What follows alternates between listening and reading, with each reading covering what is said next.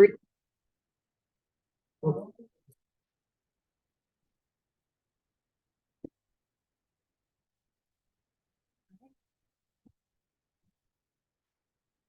right, good evening. We're going to go ahead and get started with the budget workshop. It's 6:06 on April 29th, 2024. So call to order myself, Councilor Burns, Councilor Caprera will not be in attendance. James Steele and Andy West and Roy Weymouth and Karen White are all present. We will begin with the Pledge of Allegiance. I pledge allegiance to the flag of the United States of America, to the republic for which it stands, one nation, under God, indivisible, with liberty and justice for all.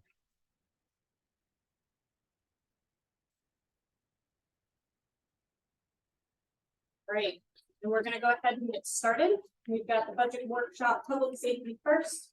So we'll turn it over to the police department. We've got. Can I make? Oh shoot, that's loud. Can I make one quick opening statement? Yeah. Just to sort of set the table for our discussions here. So, anyway, you've had the budget for a while now, and we sent the PowerPoints that our directors will be going through last week. If I'm sitting in your chair, the first question that I'd be asking myself is, am I satisfied with the level of service that each of these departments give? That is, do you want a higher level of service or do you want a lower level of service? And so, for instance, with the ambulance service, currently we're staffing 2 ambulances. If we wanted a higher level of service, we would staff 3 ambulances. If we wanted a higher level of service at the transfer station, we would either elongate the hours or be open on more days. Or conversely, if we wanted a lower level of service, we would be open fewer days. So I think that's a good starting point for determining how much you want to spend. And the second thing is I hope we don't get too far down into the weeds of line items necessarily, because I think the most important figure is that bottom line figure. And again, if I'm sitting in your seat, I'm asking myself, am I comfortable with what's being proposed in order to deliver that level of service?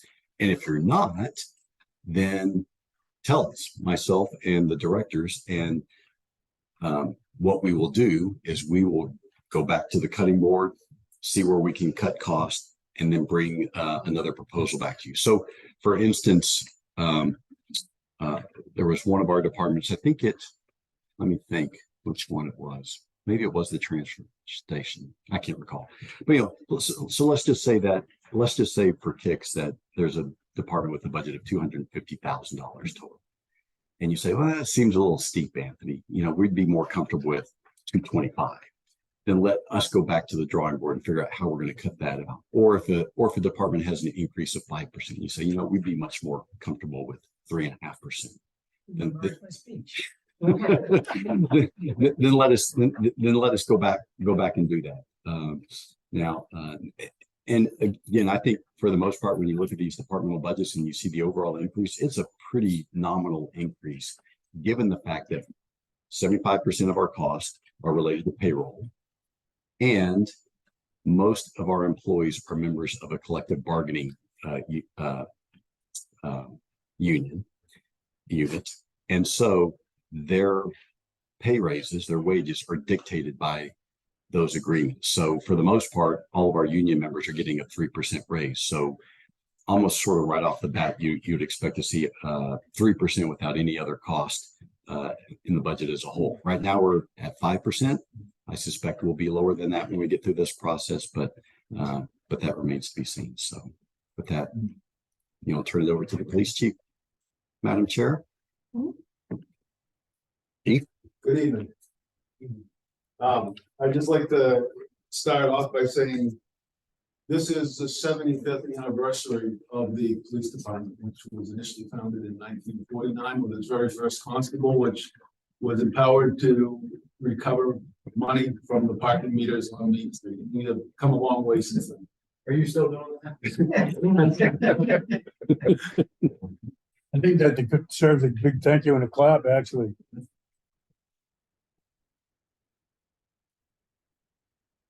Another thing I've noticed is we'll be noticing in the near future new design on our police cruisers. these designs have been. The designs are going to change drastically from what we are used to in celebration of our 75th year. Our patch design is also going to change, and it's going to incorporate the Winthrop main logo, which we are all using now. So just don't be surprised when you see some changes. It's going to be good changes. So started off fiscal year 2024, police budget was $1,030,522. Our communications budget was $376,396.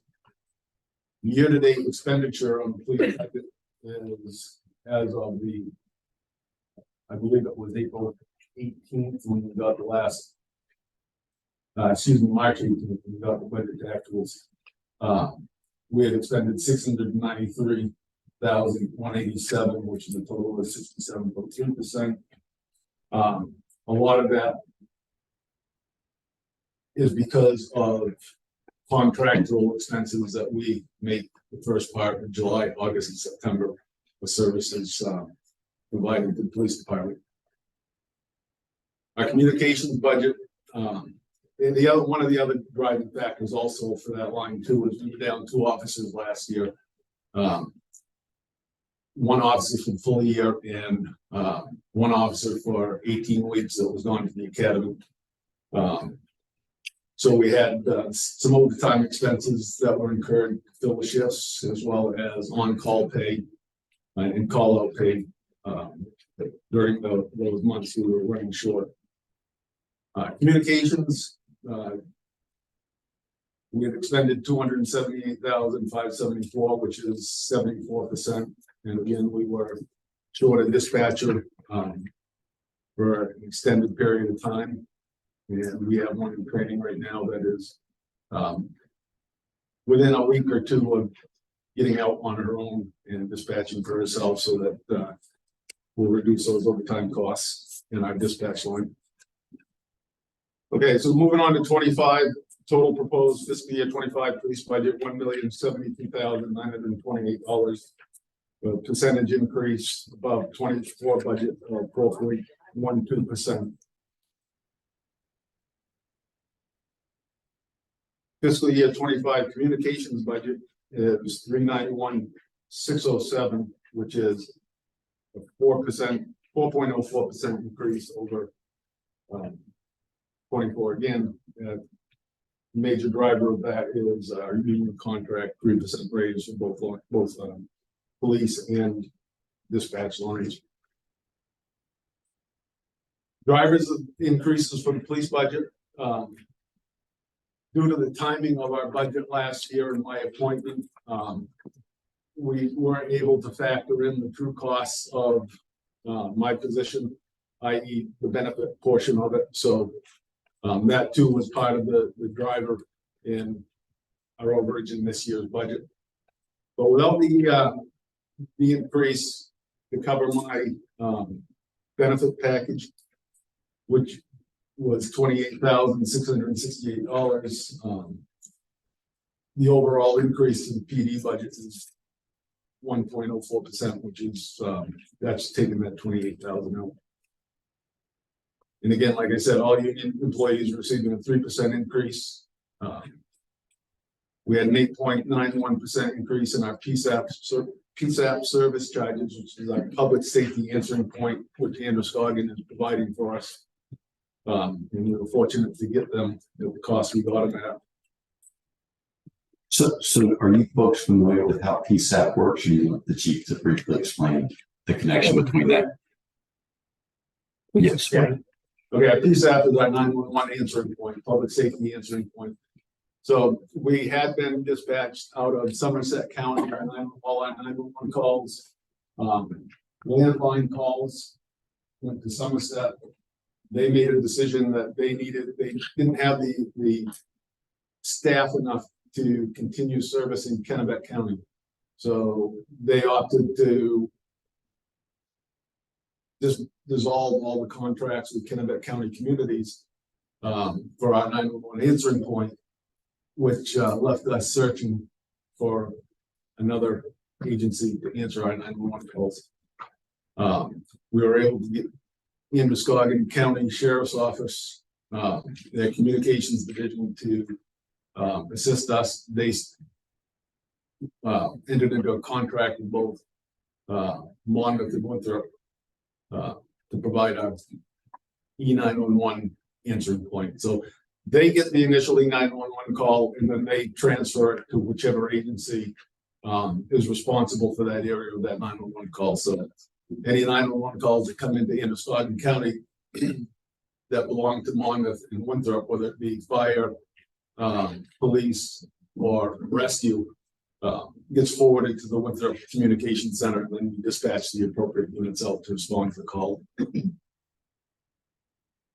That answer it, Bruce? Yes, it does. This year's budget, we had a increase in our software, my computer software line, which equals out to 10.55%, and that's just due to vendor price increases and upgrades we made to the system. We're also, in order to have a dispatch redundancy, and what I mean by that is if for some reason the police department gets compromised and we're not able to dispatch, we need a secondary location to dispatch from. And in what talks with the fire chief, the fire department is the best ultimate option to do that because it's going to be our EOC anyway. So we are moving a secondary dispatch center up into one of his spare rooms and graciously granted us permission to use it. We'll do an addition for that. We'll get a shed. So this line here incorporates the equipment needed to have that secondary dispatch center up at the fire station. Our computer mainframe is 3 years old. Life expectancy on that is about 5 years. So what we're doing is we're purchasing a new mainframe that will go in down at our primary dispatch, and we're going to take the used one and move it up to the fire station. It just made sense to have a newer one in our primary dispatch center. So that's what that cost is for. Our training line increased 42.66%. We have a new officer that is going to be attending the next, maybe not August, but definitely January, training academy at the Criminal Justice Center. And their costs have gone up this year to $3,000 per session. And I put extra money in there for other officer trainings for this fiscal year coming up. Our dispatch center fees increased 3%. And if you flip it over, you can see the next slide that I put up for you showing the breakdown of costs. And we kind of I had to make a decision early in the year because everybody is planning for the 25 budget and they needed these figures in as soon as possible. So based on our contract, personnel contract of 3%, that's why I went with the 3% figure increase in services for our regional users for the dispatch center.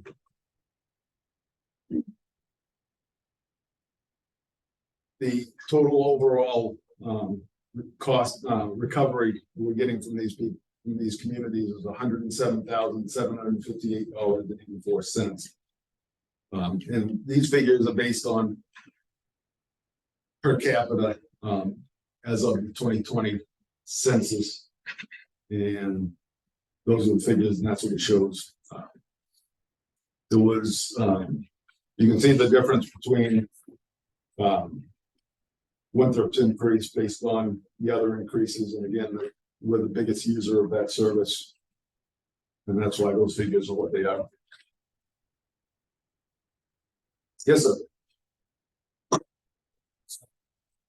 We should start off this. I think you guys did a great job with budget. What do you think? obviously, my job is to kind of ask, look at things, try to understand as well as I can. The $25,000 you have, is that, I see contract for the new computer mainframe to be installed. That $25,000, is it to move the unit and install it at the fire department, is it? That's everything included. That's Yes. even the service contract that goes with it for 5 years. That's with the software licensing and everything Yes. else, it's gonna kind of tag to that thing. And it's taking the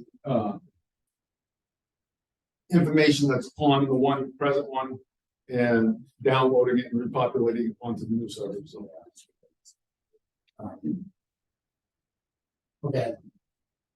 The next question is, we just reflected towards it,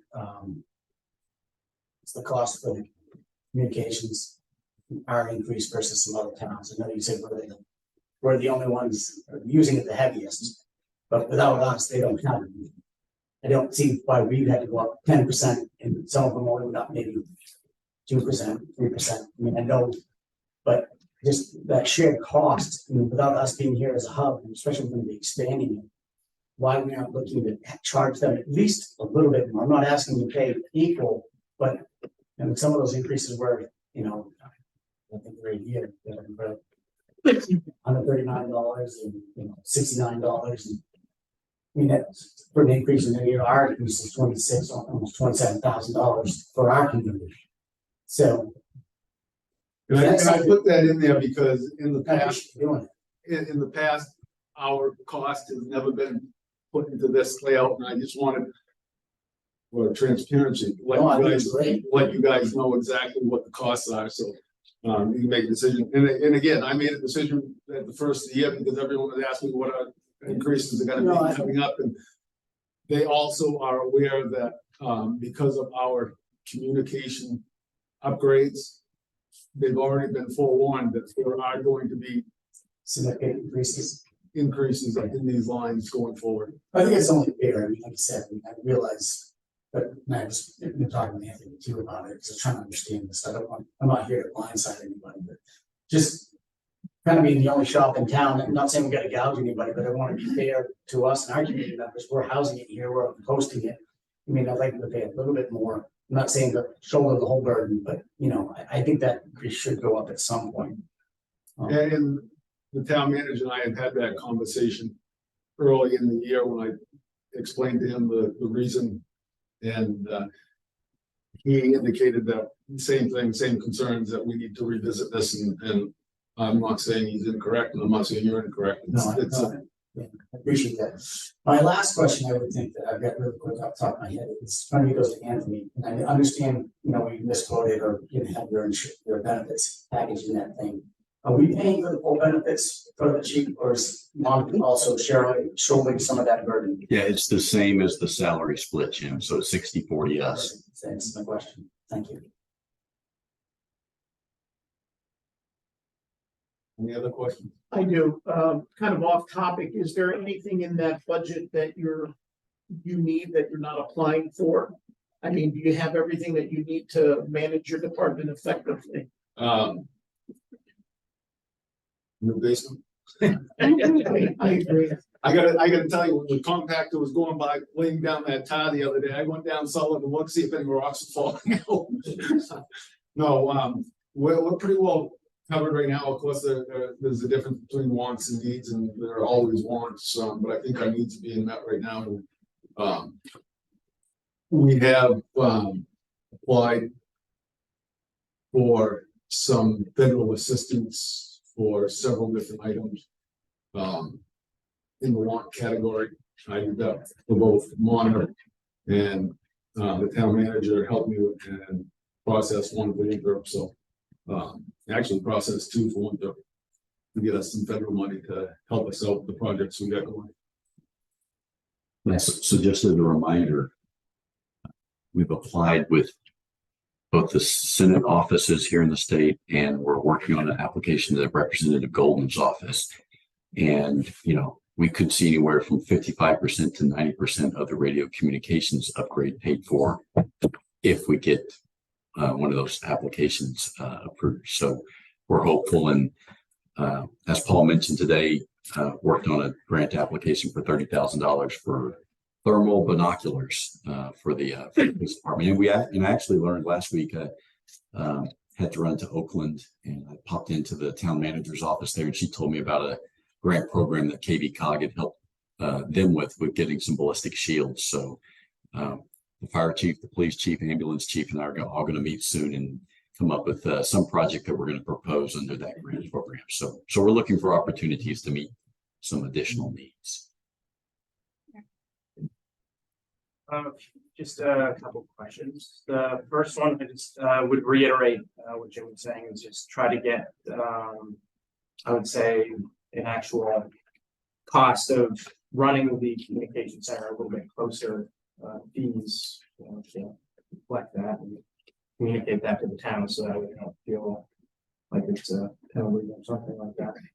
And then the other question, Chief, I had for the PD units, do each officer that goes home, do they patrol in their designated unit or is there a separate patrol? You mean that cruiser? Yeah, Each one has their own cruiser. and then so when they come up here, they patrol in that. Yes. Got it. Okay, I do want to make sure. Okay. And then the other question I had is, do you guys use drones or have any thoughts about that? Yes, we have, kind of, you have to have your policies in place to do this. You have to be licensed, especially if you're gonna use it. There's a federal license requirement for that. The reason for this, thermal imaging binoculars is number one, for safety of the officers, if they have someone run off in the woods. Number two, if you have a lost child in the woods or a senior citizen, it's much easier with those. And this is kind of a stepping stone into that program for the future. And there are grants available for those programs, but it's not cheap. I mean, a good drone with a thermal imager on it and camera, and you're talking, they start around 30 grand. So.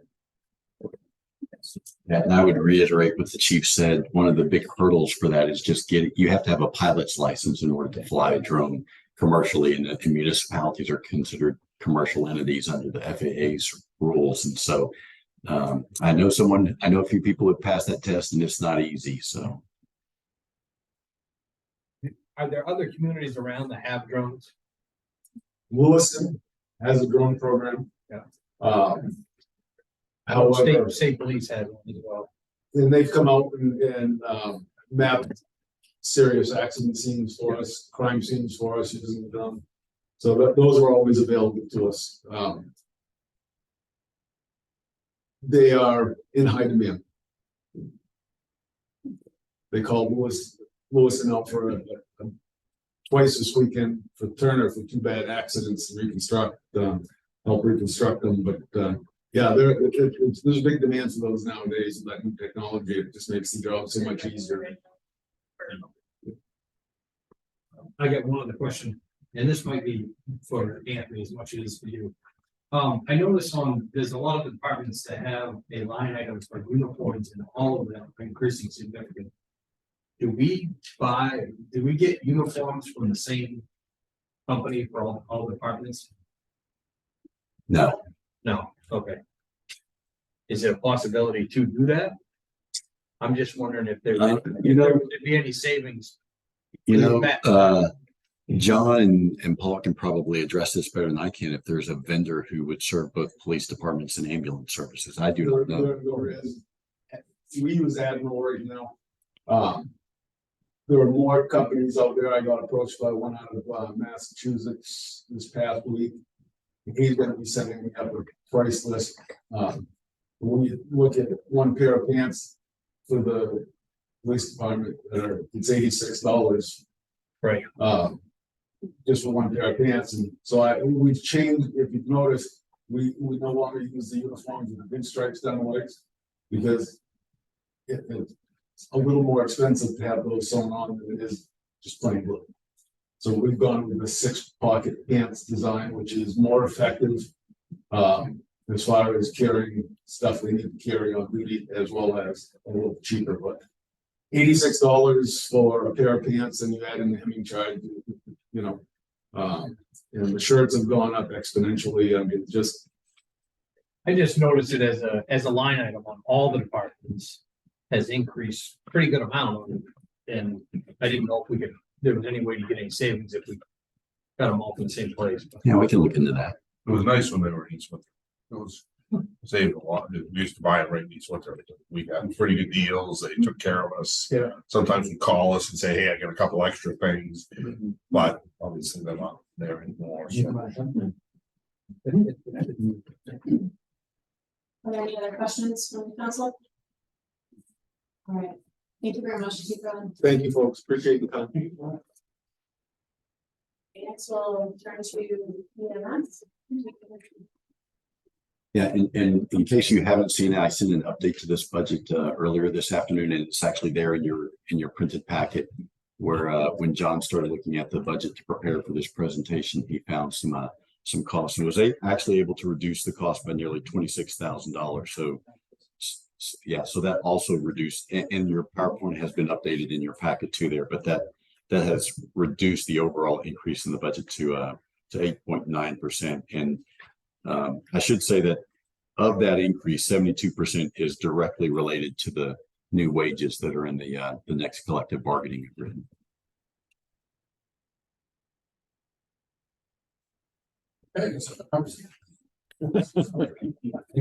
Yes, before you start, one question. I just wanted to tell you, I had a friend who seriously injured himself yesterday. Decided the wiser course was to pull into the EMS. You probably know what I'm talking about. He's normally a little bit of a grouchy guy.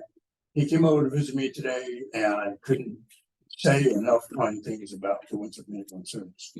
So you should know that before. Before we start talking. So we can walk through the PowerPoint. Covered some of it. The ops budget for this year is 1.433 million. Year-to-date expenditures are just under a million at 995, 261. We're spent about 69%, or 75% a year. So we're about 6% underspent, which is a pretty significant number. I think we'll like the third or fourth slightly underspent. Total proposed FY25 budget was rated about 1.561 billion, which is 8.9% increase over last year. As Anthony pointed out, about 3/4 of that increase is directly due to the collective bargaining. That would be a $2 an hour increase across all, as well as an increase in both of the overtime lines with a change in their schedule from the 36-36 schedule format to the 36-48 format, which is 36 hours and 48 hours. And what that does is puts us qualified as far as other services are full time. That were 40 hours per week or about 36. Keeping in mind that the new CBA should be taking effect July 1st. The other big increase that you'll see in there is in ambulance billing fee, medical reimbursement services. We pay them 6% collectibles. We're grandfathered because we've been with them for so long. All of their new customers have been quoted between 9 and 10% for contract. So they get 6%. Given the fact that we have such a sharp increase in patient billing revenue, that showed us a increase to that line item in order to pay for services. Included in the budget is undercoating of all the vehicles in the fleet. Also included there is a movement of staff time from the EMT line to the paramedic line for the staffing of the third ambulance. The staffing of the third ambulance is following the same model that we used in early 2010s, where it's not 52 weeks a year, it's 36 weeks a year, and basically this is a peak staffing model type of year. One of the things we need to keep in mind when we're looking at revenues is the fact that obviously we had our open receipt in place, and that will affect the bottom line as far as revenues to an extent. I think we're going to need a complete year of experience to see how much that's going to wash out. I have a feeling a lot of that will wash out because new emergency call line will replace the one that became in the office.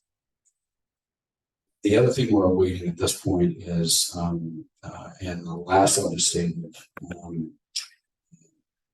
session, they appropriated a whole bunch of money for EMS, which they have not decided how they're going to do it yet. The process is still on.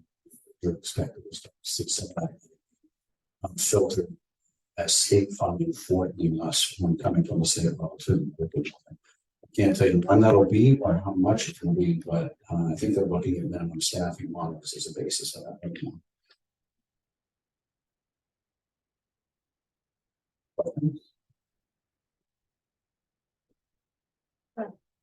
So, listening to you when you did the collective bargaining for a lot of union folks, that increase from assessment up $2 across the board. Is that, how long is that contract in place for? Is it 1 year? That's a 3-year contract. Is that then this year they get that 2-year bump? I mean, next year will they get a different bump, or is it different percentages in that, or is that for the 3 years? That's the $2 bump for the 3 years. Or do we wait? You know, we don't have to, there's not another increase until that come back to the collective bargaining type table. I believe that it's $2 per year.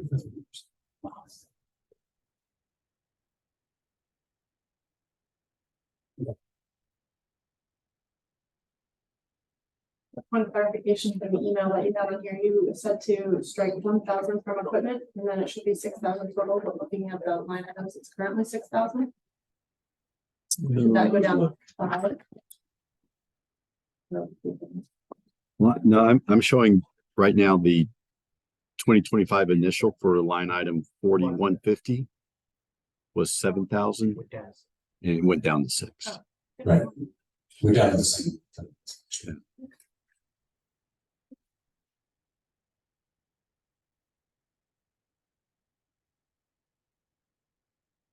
Yeah. And Jim, just to speak to one point that you just raised, we have occasionally, since I've been on board, been approached about reopening negotiations during the course of a contract, and I've taken a pretty hard line that, you know, we made an agreement, we're living up to our end, and we expect our partners to do the same. So those are all points for negotiating in the next contract.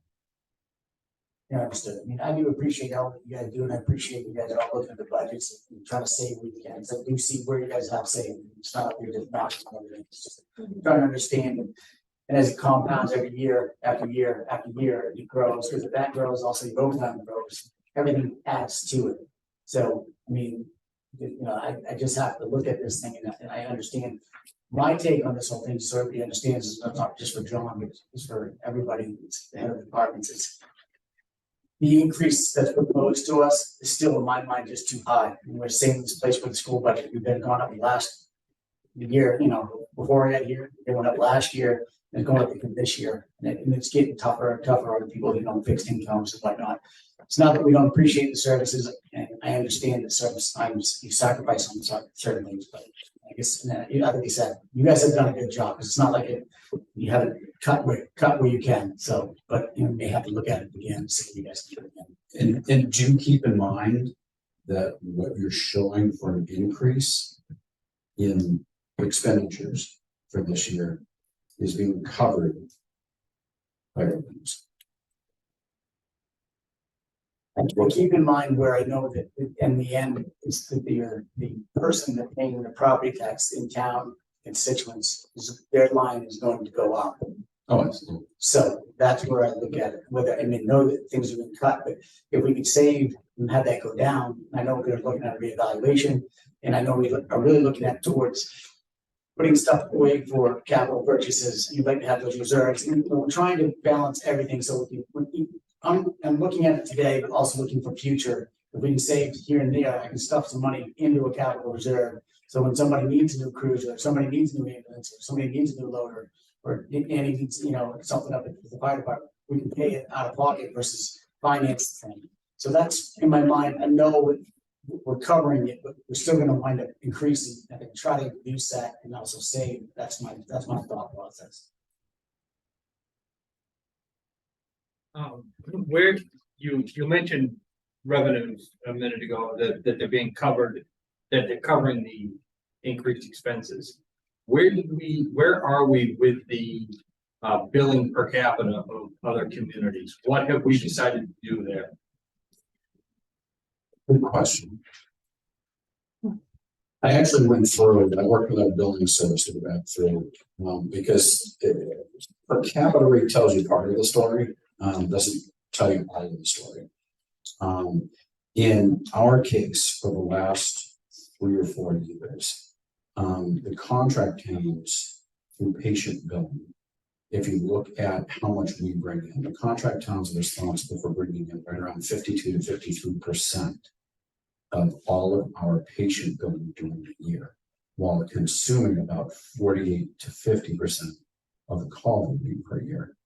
If you then add to that their per capita rate, what we're charging them currently, which is a combination of per capita rate and a flat fee against wages.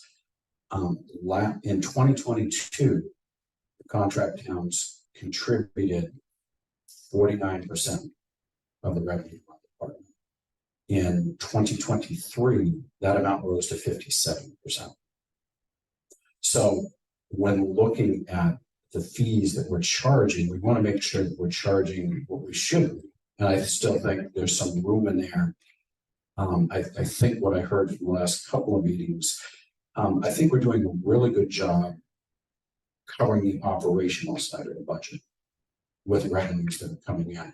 I think there was a concern about whether they could start kicking in a little bit towards some capital.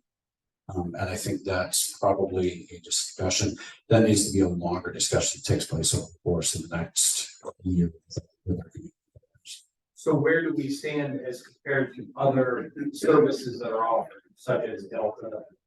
Or at this point, our per capita rate is lower than Delta. okay, is that like a market rate that they use? Are there other services out there that they're comparable with? I can tell you, having working part-time on the coast as well, the per capita rates are all over.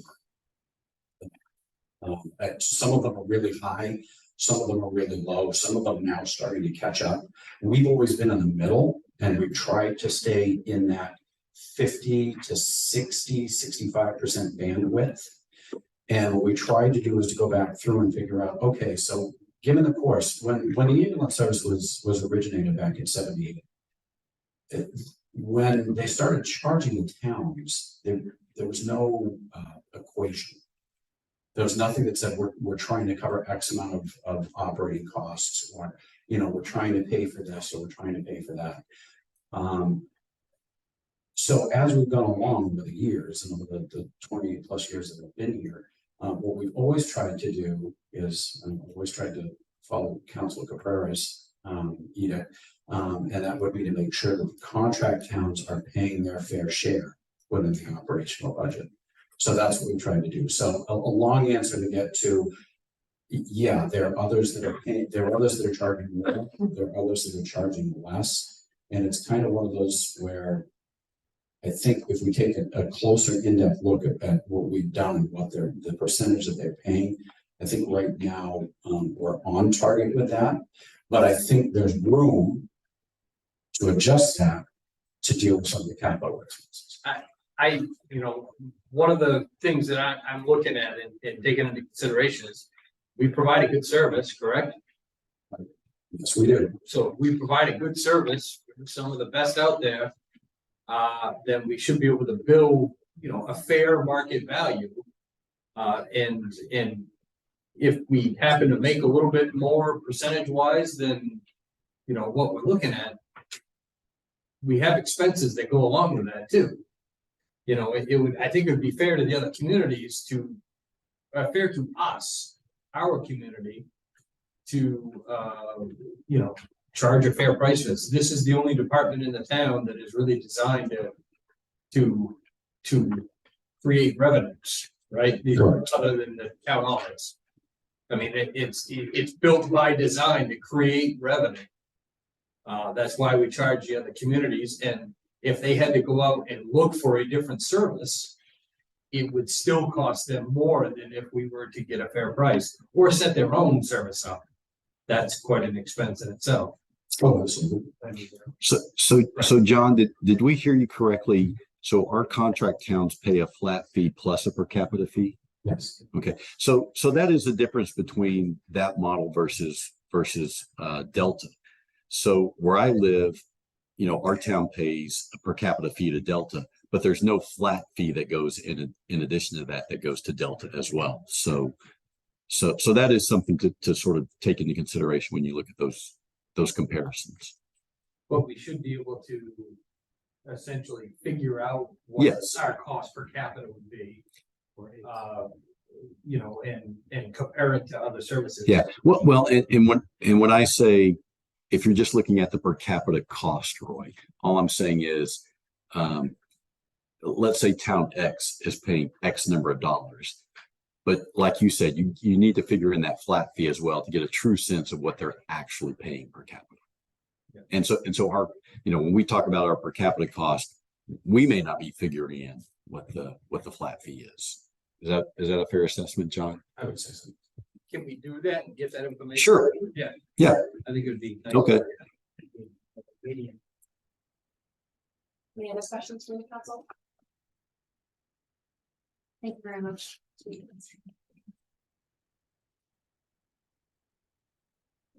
Let's move to the fire department.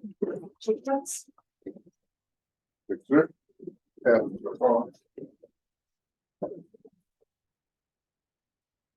Good evening. So jumping through my 3 slides. I guess I should mention that the fire department was established in 1883. I don't want to get too far and take a bubble out of the police department, but just mention that. Trying to get a clap in the right out of us. Yeah, I'm sorry. I just had to do it. So the current budget, as you see, is 223,446. We probably have one of the more difficult budgets sometimes in that we don't have standard payrolls, which is kind of our biggest cost, but and we don't, so it does drift and vary a little bit, and I'll talk about that a little bit more in a second. At this point, this graph says 102,870 is where we're at, 46% through the year with a 75% of the fiscal year. So it looks like we're like way under bargained. But as the note right there is, firefighters will be paid twice annually. Our payroll will be going in 2 days for the last 6 months, and that's $40,000 currently. So that obviously is a pretty good chunk there. We also, for whatever reason, all our truck maintenance and certifications for pumps and so forth is all done in the spring. We've got them scheduled. They're annual and they come up in May. So we'll probably be spending $15,000 plus minus on getting all our trucks, regular maintenance and certifications and so forth, and whatever repairs that come up as we do that. So there are a couple of still fairly significant numbers that come out of that. What I have proposed is the 229,293 for next year. We ran 257 calls last year, which is an all-time high. What we're finding is a lot more storm related, spending 7, 8. As a matter of fact, our payroll improves because we have a 1 hour minimum payroll. So if we get a lot of calls in a row, we just pay by the hour. So we might do 20 calls in 5 hours versus normally 20 calls, maybe 20 hours.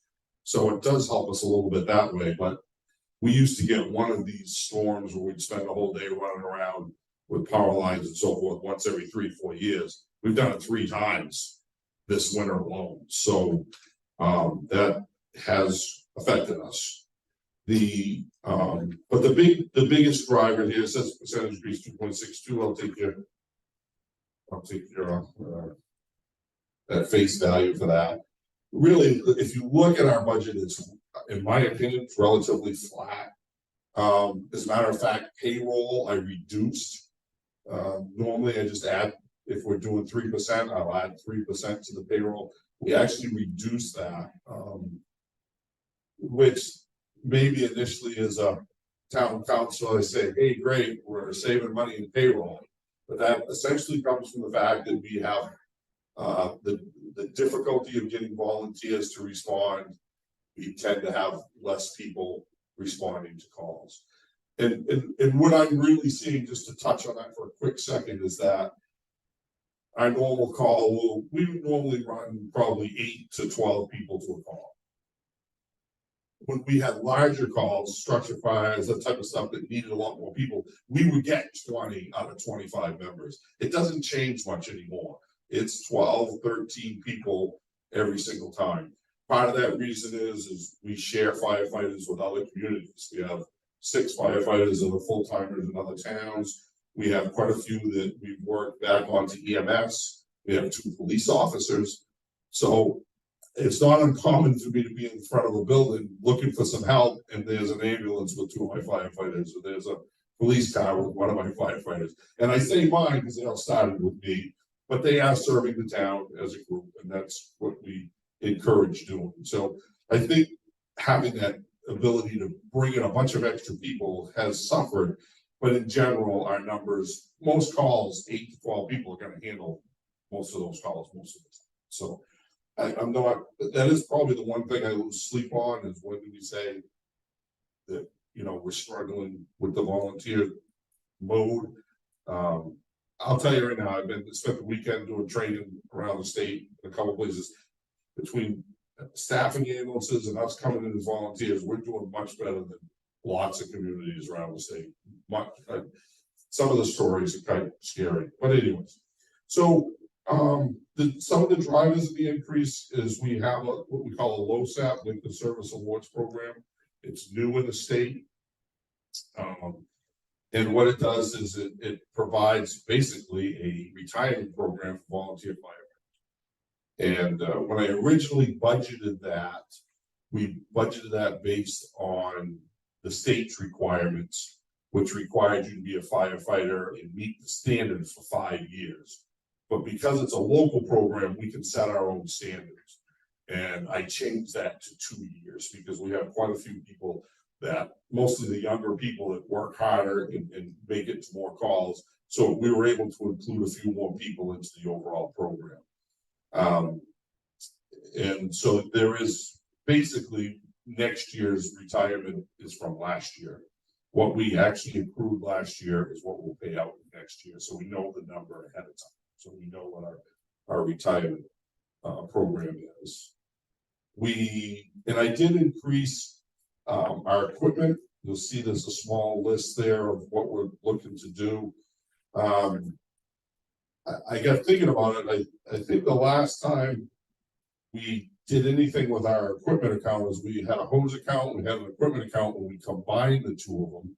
And I'm pretty sure that was Cornell Knight, the town manager at the time's decision, their thought to do that. So in my belief, we have not, I could be wrong, I could be lying to you, but I don't believe we've had an equipment increase the cost of our equipment in at least 10 years or close to it. And obviously all that equipment's up through the roof. We had back a couple of years ago bought some money, brought in some extra money. We bought the new engine for extrication equipment. So that helped us a little bit. But all those are just basic pieces of equipment that wear out over time, and the prices of everything has gone through the roof. I will add 2 side notes to that. We we started a new program a couple of years ago where if we go to a motor vehicle accident, which we do whenever an ambulance does, whenever there's injury, we will bill the motor vehicle insurance companies. And that program has not been exactly what we wanted. We got about $1,000 last year, but I did just receive a check for $1,600 for the year. 2 years ago it was $1,000. Last year we got $1,600. I need to go back and verify that what they're telling us is 100%. But we didn't get that money, and that it was originally voted to go into our capital improvement account, that funding. So I did just get that check. The other thing too that may help this, one of the things that we're looking to replace or to is our ice rescue boat. Or if you want to call it a boat, they call them inflatables. The one we have now is kind of, it's been effective and we've used it for a lot of years. It's kind of it's rigid and it takes a certain amount of room and space. And most of what departments use now are inflatables. It's a rubber boat, you throw air in it and it fills it out. It's not really a boat, it's just a big floating like inner tube. And we were looking at those. I priced that in there, but we had a couple of departments bring them up to us this winter so we could work with them, practice with them a little bit. And one of those departments got it through a Federal Reserve free. Got it, basically it was the shipping is all they had to pay for. And so the Maine Fire Chiefs Association has a program where they can get federal equipment for free. And within the next month, I'm going to come on board as the Kennebec County representative for the fire departments for that. So I'll get trained on how to go onto the federal site and how to look for equipment. So there may be a lot of that stuff sometimes is well worn beyond its use, but we actually used one of these. It was like 15 years old, turned over from the federal government, and there was absolutely nothing really wrong with it. So that might be an angle we could use. We also talked about ballistic vests. Probably, some of this stuff may not have great life and time type of thing, but within the next month to maybe 2 months at the most, I should be up and going on being able to get on to that stuff and look and pull stuff in that way. So just a side note. And other than that, I don't think I have other than answer questions. Good job, man. It's okay when you guys were talking about budgets. I have a question, maybe it's really budget related or maybe for future. You were mentioning about getting help. And do you see any way that we could possibly make a regional fire department where we would be at the hub and bring in a Manchester or Monmouth or Reedfield or Fayette and have a regional, and we could be the hub just as we are for the unit station and have all the resources come to something like that? So that's like the $1 million question. Sure. And I've been hearing it for my 34 years that I've been on the department. No, and to be honest, I don't mean to be facetious about this. It's no different than when I went to high school in Winthrop. They said, well, someday Winthrop and Monmouth will have they'll combine high schools. And you see how well those kind of things work. Yeah. We are already obviously regional. We're mutual aid.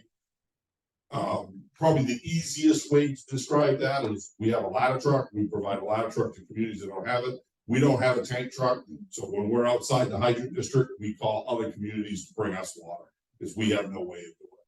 So there is some of that that's already going. If you might have noticed on our Facebook page, the Winthrop ladder truck basically putting the fire out in Augusta the other night because their truck was not positioned very well and our truck was. So we ended up doing a lot of work at that fire in Augusta. Which was great because about 6 hours later I got on a boat from Bermuda with no sleep. But so there is a lot of that happens. Same thing with EMS, same thing with dispatch. Yeah, I see that. I see it. You guys do a great job. There's more of it is put all the budgets together. What can you accomplish? Or the people with it, the volunteers, it may add the 13, 14, 15% of staff that somebody might be close by. And they get that toned out and they come help because they're part of that whole regional piece of it, right? So that was just a thought, I mean, It's hard. the police department with Monmouth, and I think that's been, I mean, been great, solid, so. It's just a thought process. No, I think it's coming, and there's places in the state. It's one of the nice things I like about doing training around the state is you see what other areas are doing and some of the places that are doing very well with it. There's also some answers out there where it didn't work. But for the most part, I think it's hard. One aspect's hard because there's geography. You can't just share a fire department with Winslow. They're not gonna be here fast. Yeah, no, it's just something that was close, I mean. But you're absolutely right. It gets more and more that way. There's more and more. Yeah, because you think of geography, you think of us, Monmouth, and you got Reedfield close by, there's no difference than one end of the fire department of Augusta to the other side, and they got stations on each side, right? But they all share the same department, same budget. So I kind of look at it in that scope. So it's just something to explore, maybe think about. It's something I just wanted your thoughts. I think equipment wise is a big place to save. Back a couple of years ago when Monmouth redesigned, they dropped fire apparatus. Other than the fact that we have a pickup truck, we've been dropping fire apparatus. I started there, we had 6 trucks.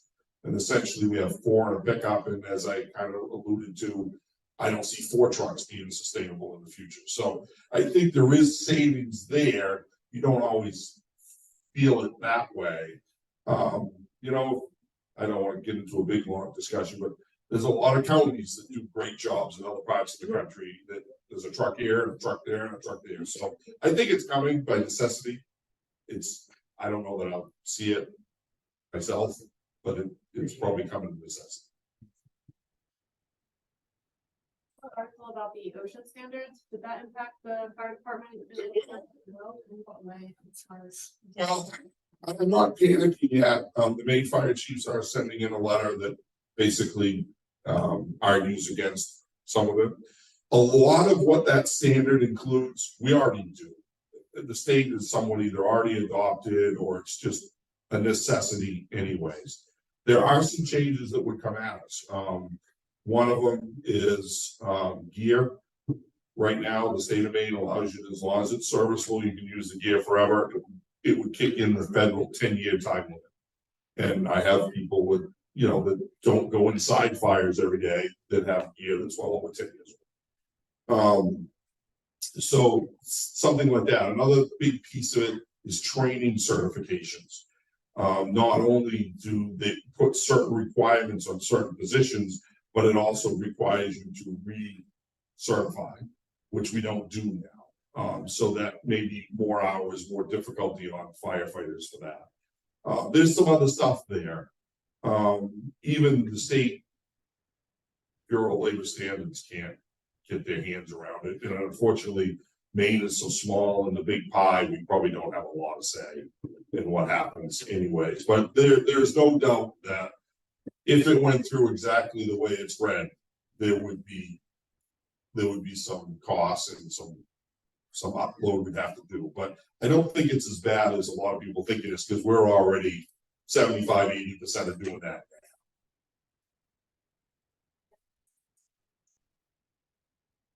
I don't mean to sound uninterested, but I've got several sick females at home and a couple of labs and a girlfriend, so I really can't stay any longer if you don't mind. Thanks very much. I'm gonna scoot. I don't know what's worse, the girlfriend of the lab, but that's. Thank you. Good evening. Hey, Inadvertently Matt. printed the transfer station PowerPoint twice, so I don't have the bubble.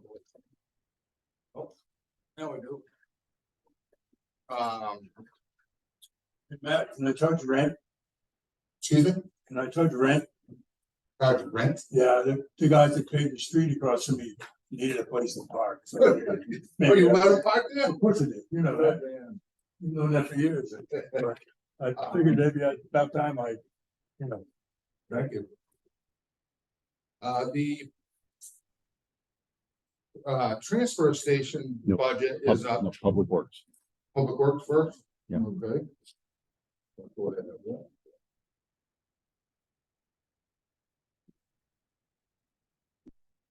The Public Works budget is up 1.1%. We're about 72% after 75%, after the 75% of the year. You know, the drivers for the small increase are union wage increases, and we did add $42.50 for preparing roads. For hot top for pottle, they don't like to pave over cold vents. Unfortunately, sometimes they have to. Added another 5,000 for winter salt. We're gonna try a salt priority test in town next year. See how that goes for us. And the library is absorbing 3,600 cost of snow removal at the library. Any questions on that part? I get one question on sand. If we're doing the salt priority. And we already bought a bunch of extra sand last year. It just doesn't seem like we've taken enough out of the budget for the sand that we could even fit Well, there this year. we have purchased 800 yards of sand.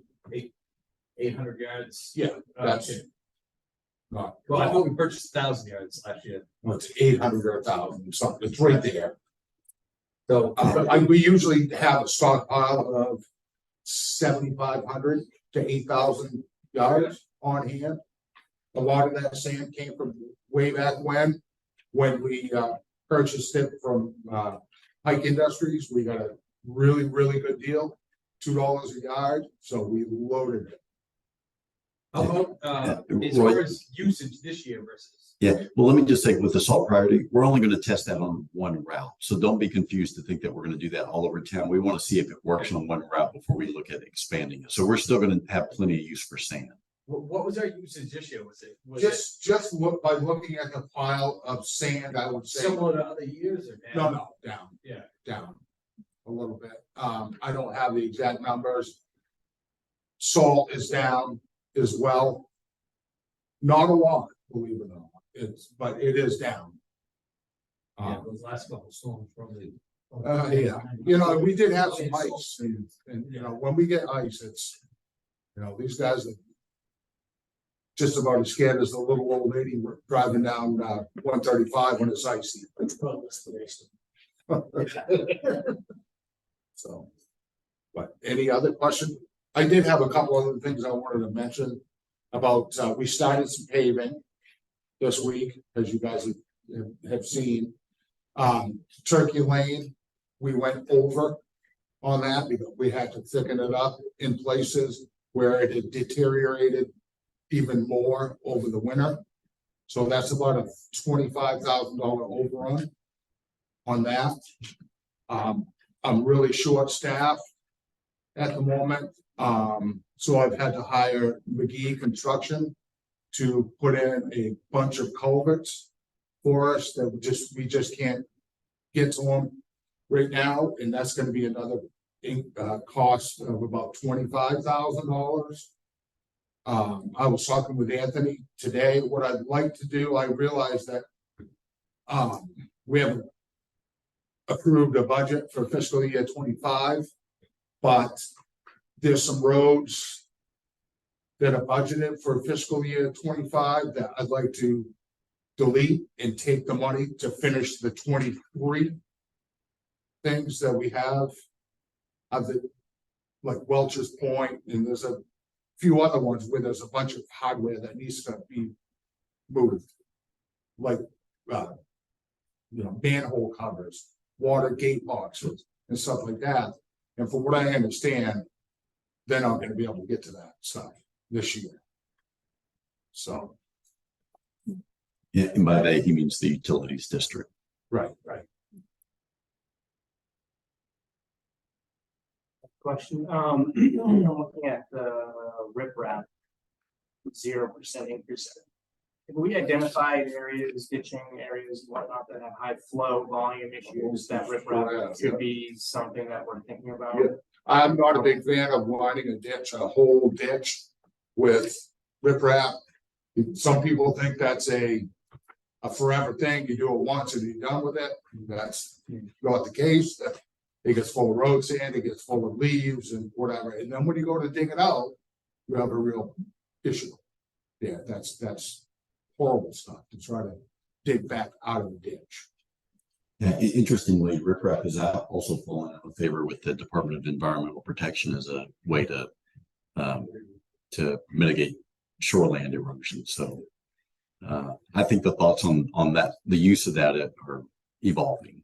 Yeah, I was just saying, seeing what the DOT had done a lot of their work up towards Farmers 33. In their high flow. Yeah, I've seen that, yeah. Just to be something that if in the future we can identify areas that are problematic with high flow, you know, we're constantly going to repair this drain or something like that.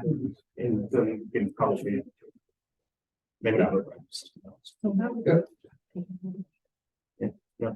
Okay. Anything else on PW? Matt, have you been able to Are you saying take it out? factor in the work up on High Street into your budget? I just heard you mention that you're. Yeah, that's not really gonna be a expensive. project. Well, yeah, it's routine ditching and for the most part, a little bit of awesome. Boulder. I think at least one Boulder. I didn't see one on the engineer's report, but. I didn't see the engineer's report, so. There's a discussion. If we need it, we'll put one.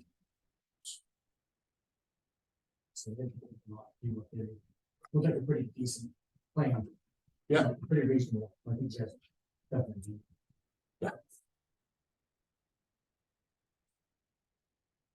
To move on to transfer station, if you like.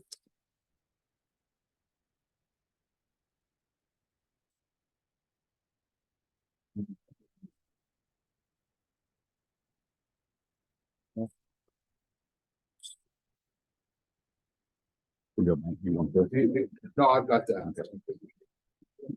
Transfer station is up 144.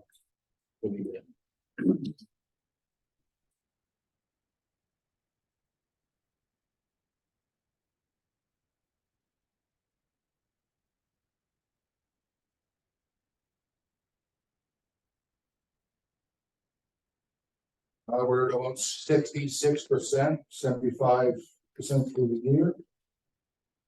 The budget is 594, 529. Total proposed is 605, 123. Percentage increase above FY24 is 178. Union wages, scale supplies. Because we really desperately need it's a new monitor for it's old, it's old as the scale is, it's like 1986 version of, and we desperately need one of those. Increasing demolition tipping fees offset by decrease in municipal waste tipping fees. I don't really have all the numbers on that. Pretty handy, but. Any question?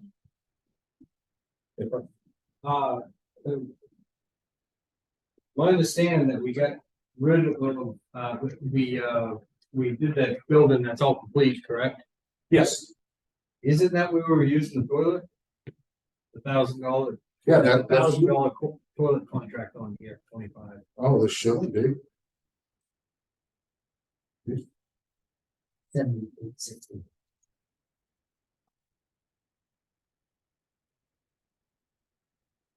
So Matt, that expense was for the office. And then do we have facilities sort of in the yard, or did the guys just go? Oh, yeah, they have a restaurant Okay. in the office area.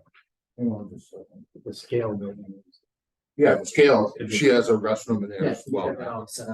Yeah, it's one, yeah, portable Over the contract, yeah, 1760, Yeah.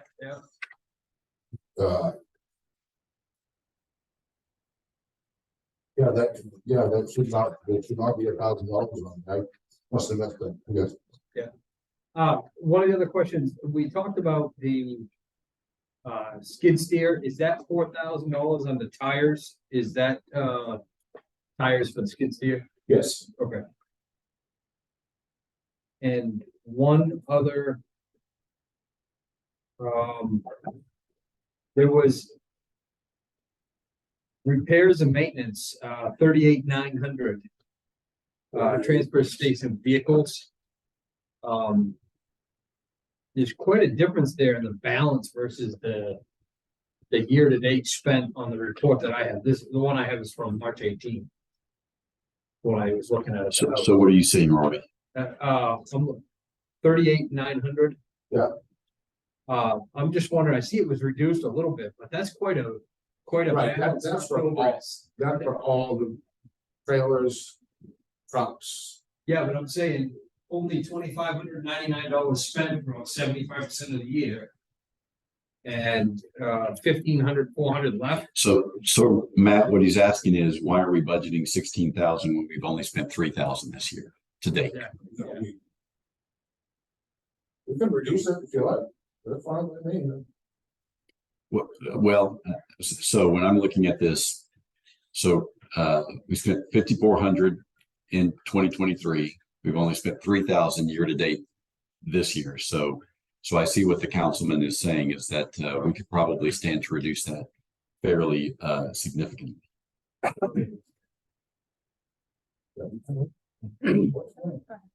So I have one more question. does anyone have a suggestion as to what might be a reasonable amount for that?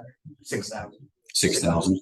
Yeah, it was my understanding that we're getting a little behind on maintenance, available mechanics on the machinery, so that might be one reason why that budget, that expenditure is a little low. And you know, if you can find the people to do the work, because if you recall last meeting, we discussed this, we said keep equipment longer and take care of it. So Though, we have to find a way to do the work. We do. It can't be put off. If that's not getting spent, it's getting put off, and that means equipment's wearing out prematurely. I couldn't agree with you more, but the problem seems to be finding qualified people to go out there and work on it. Yeah, I've got one guy that's been really good down in the transfer. He drove tractor trailer over the road for many, many years. And he knows about this stuff. And I've called on him a bunch of times to get us, because it is difficult to get anybody to come and even look at it. Yeah, the simple stuff, changing the oil, and I mean, anybody can run a grease gun. Oh, gosh, yeah. And those two things are they don't really, not that expensive anyway. But No, I'll tell you, the guys down at the transfer station are great. She's there, go around that equipment and restarts all the time. Yeah. So as Roy was saying, there's no deferred maintenance going on that would reflect the difference. No, in cost. no. So, one question one more question was, to do with.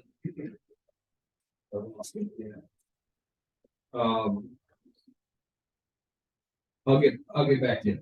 I gotta find it, yeah, I had it. So, Matt, I think you did your job with the budget. I'm really happy. Just want to let you know that personally and just, you know, the council, I think you guys work really hard, all of you guys, but just want to tell you now, I appreciate what you guys do and, you know, got a long road ahead of us, getting some of the roads patched up and getting some paving done, but I like the looks of it, you know, getting the turkey lane done already and moving forward. So it's a good start on the year. It is a good start, Jim. I've never paved in April before.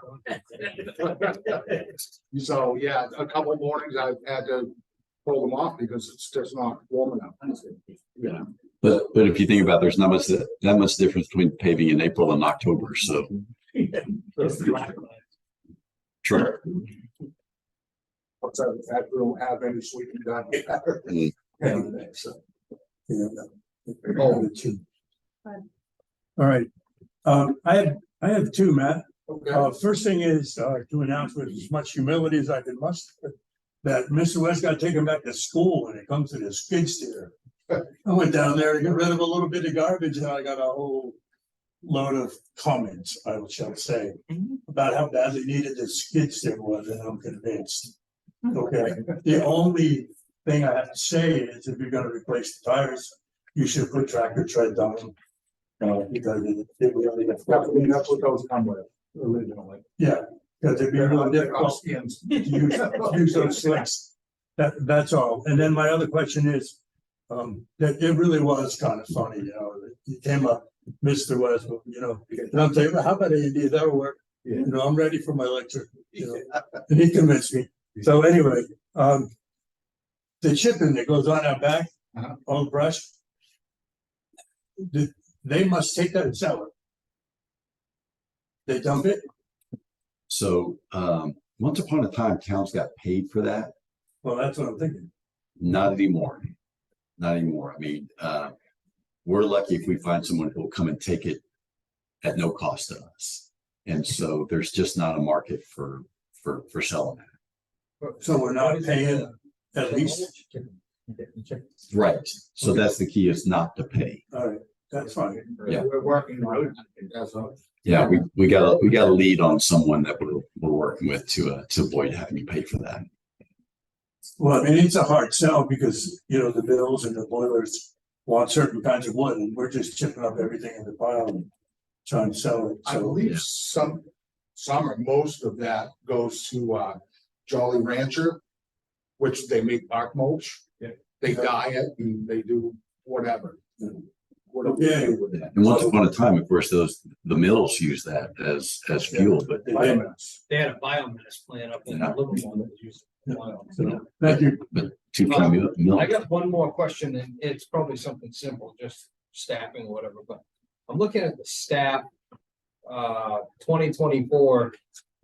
We're 75% of the way through the year, we're only 50% through the budget on staffing.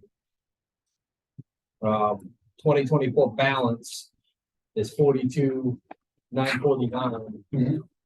The 2024 budget is 84,000. So do we know why? I would expect to see that more on like 75%. Right, I would too, I just.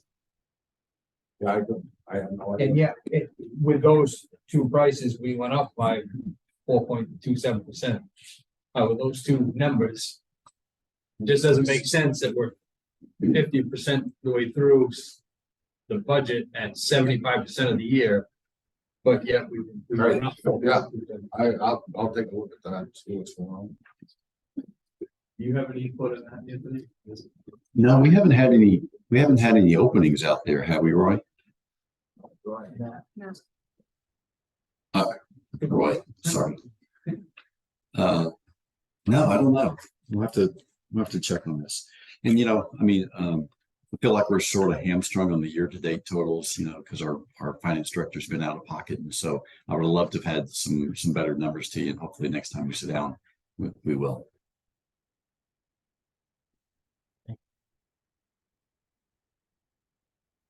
Do you folks want to look at, I've got the cemetery.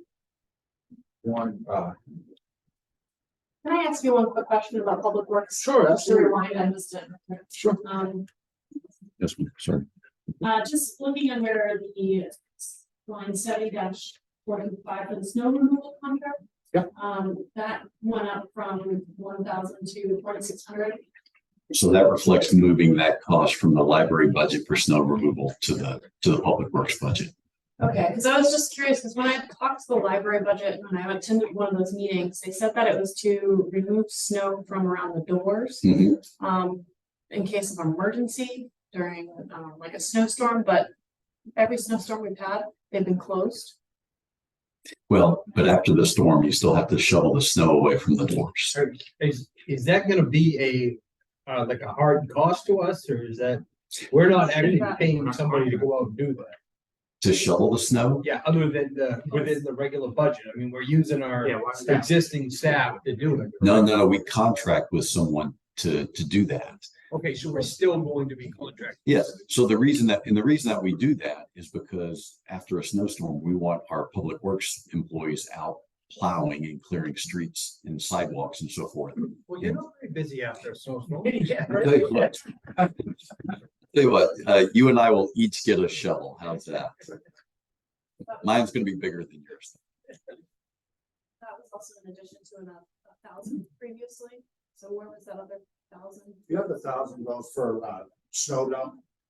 Rental.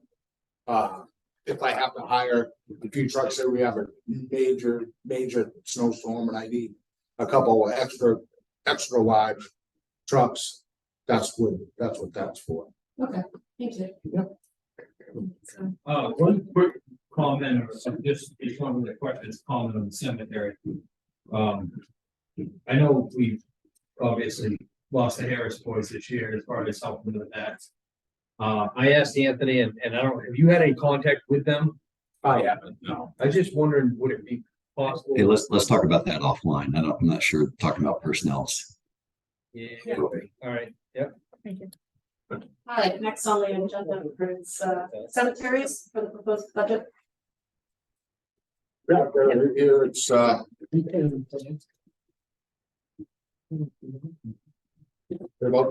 75%.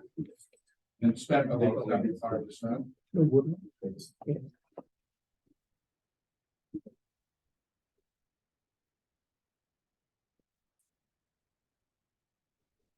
The 25 FY 25 has gone up to 72,404. Up about 7.66, and I think that was. I don't follow this budget as closely as some other people. But I believe that was for wage increases for the Harris boys. That didn't happen. So, yeah, let's not think about individuals, let's think about positions. So we budgeted more for those positions, by a tune of almost $4,700.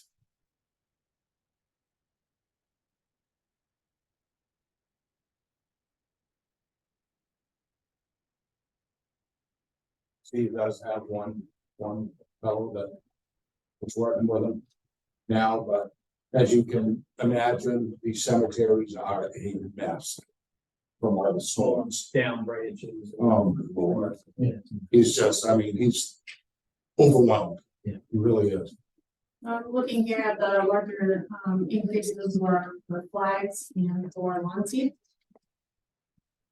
Yeah. Mr. Bell here, do you have a comment? Matt, why don't you make us hold here the microphone? Or you can bring the same thing. Yeah. I can bring her to you. Sorry. Thank you. I'm Mark Alatir, chairman of the cemetery committee. Mrs. Stevens there on the committee. And I want to thank all of you. Thank you very much for your work.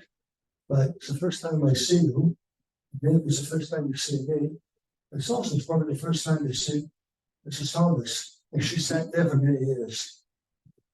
Thank you. All right. The cemeteries are more than a mess. They're terrible. I'm giving a talk at the library at the Historical Center in July about the cemeteries, and I have pictures of all of them. And the reason is, Matt, I'm not complaining about Matt, but the cemetery, well, it has been going on for 200 years. Nothing's been done. Now, I'm fortunate that I'm not under the town's budget. We have money set aside from the year 1900 till today, and in the future, I hope. The town saw a way out with Mr. Bailey, who built the library, to establish a trust fund for the library. And money came in, was put in the banks. Mr. Bailey gave $200. The citizens gave as little as a nickel to own that lot, with a perpetual care of eternity. The nickels been used up a long time ago. Therefore, they're a mess. We had trees that the cemetery is about 200 years old. We have trees that are about 200 years old, and they fall. And they break stones. 5 years, because I was the first member and the only member for a while, and we've handled all of those problems. But we need help. We need to cut trees. Roads, and the road is so deep. And the cars can't go in because the center drags. And we've done 50 years. Roads that go between two trees that were put there when a horse and carriage went through. And the car can't go through. So we have Bobby Doyle to cut down some trees. He can't even get to the trees. We need a lot of help all the way through. Now, the budget for the subcommittee committee is in two parts. One part's with Matt, that takes care of all the things that I've said, except mowing and maintenance of the stones. The trust fund that we have has grown to about $400,000 right now. And we spent $25,000 a few years ago to repair a corner of Glenside to make sure it looked all right, and it does.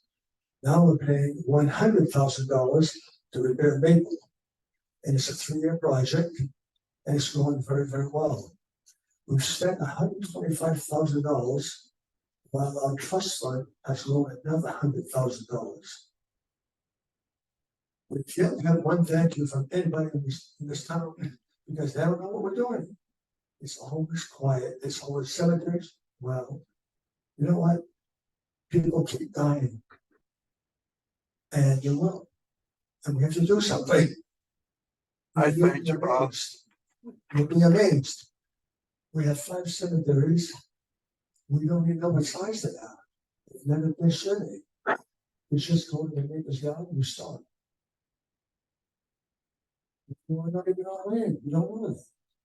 I'm not saying we're going to do surveys, because that's what we're doing. But we're going to need some more land soon. If anyone mentioned you more land, probably not. But we need good, relatively flat fields someplace so we don't get a new cemetery. I'll leave it at that. I think our community is doing well, Matt's doing well, but you need to realize that the cemetery budget committee on his portion is not enough. We need to do a little bit more to get at least the trees out of here.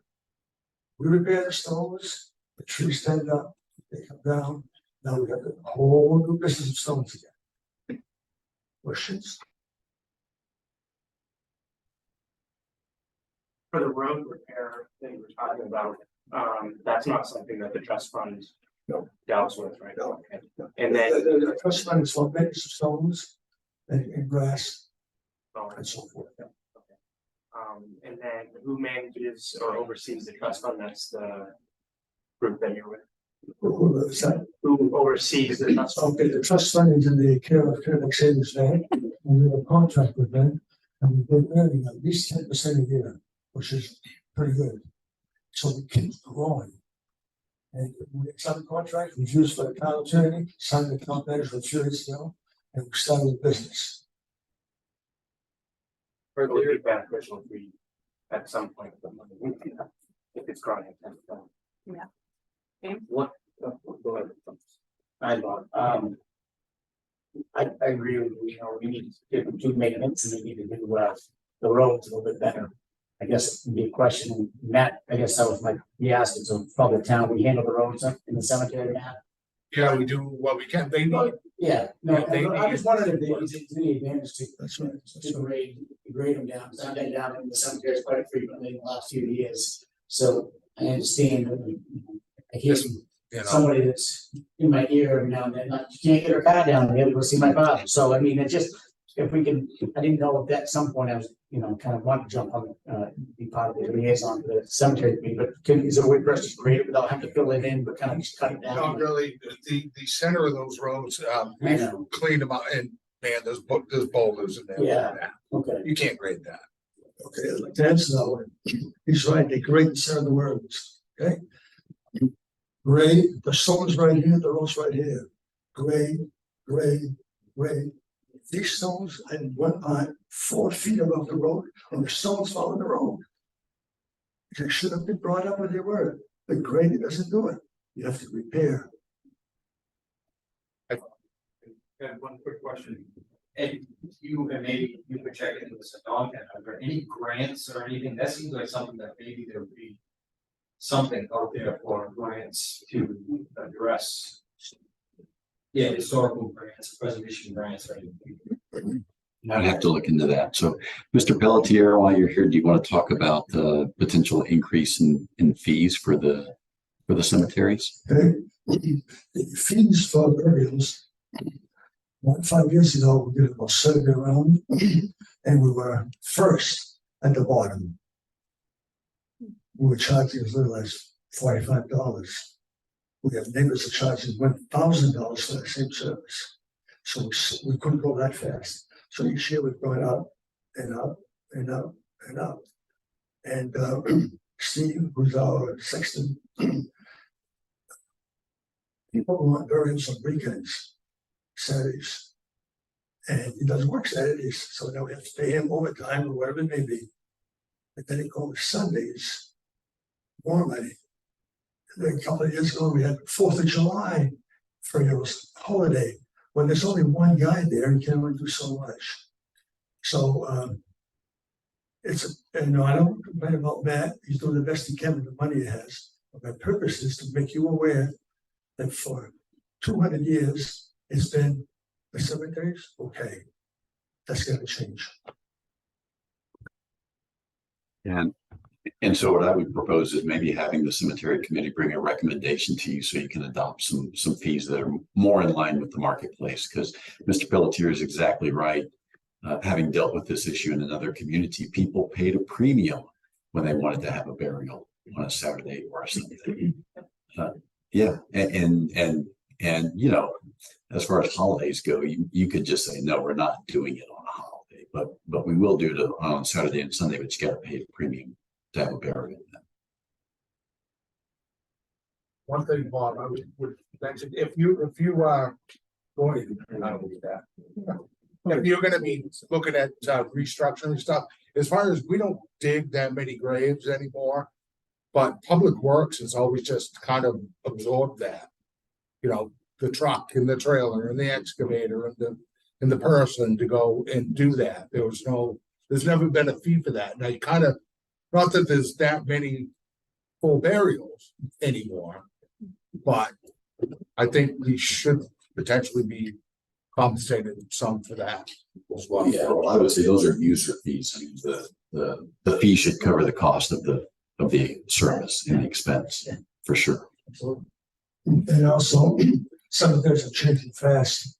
The days of full burials gone away. So now we're having cremations, like all sorts of new things, columbariums. Wonderful. You know, you call them mailboxes of veteran cemeteries. They stack them one over the other. And though you can sell those for more money by far than what you pay to put them up. So bring some money in so you can build better things. We have ideas. I saw it last weekend. The columbarium like an island, like this island right here. And it goes in 5 sides: Army, Navy, Marines, Air Force, Coast Guard. The veterans can be buried in there. It's a center of the cemetery. And then you buy it. While we're doing that, we're not using ground space. It saves us both ways. So when we're trying to do those kinds of things, stones keep breaking.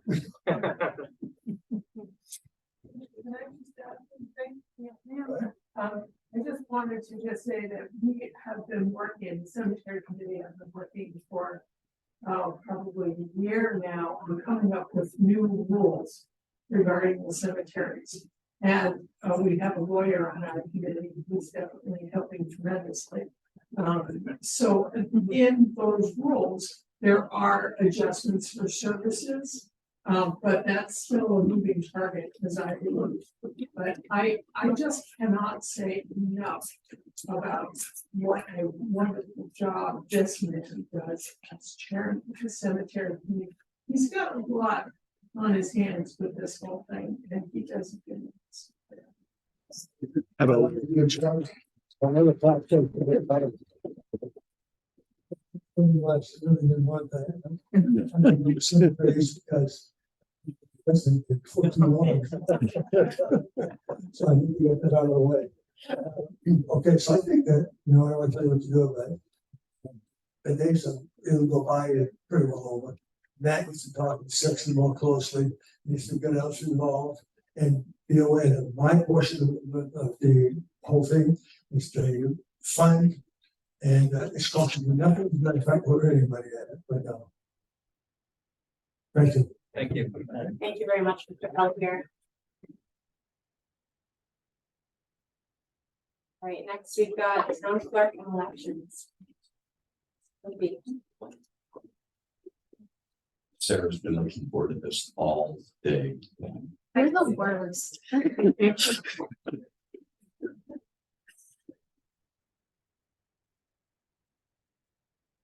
All right, so the town clerk's budget, the fiscal year 24 budget was at 185,747, and year to date, we're at 119, about 64% through approximately 75% of the fiscal year. Our total proposed budget for 25 is 187,304. The percentage increase for that is 0.69%. And the main driver of that increase is the 3% union wage increase that's in. Anybody have any questions about the town budget? All I have. These, all of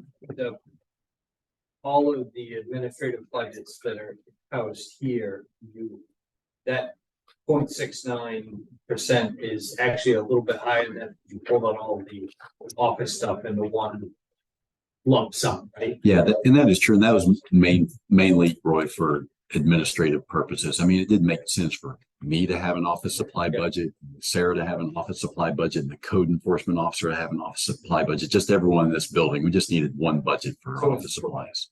With that added in, it would probably be somewhere in the 3% range. Oh gosh, no, for office supplies, I mean, you're talking about a couple of $100 for the town clerk. Okay. Yeah, I have a very small budget for office.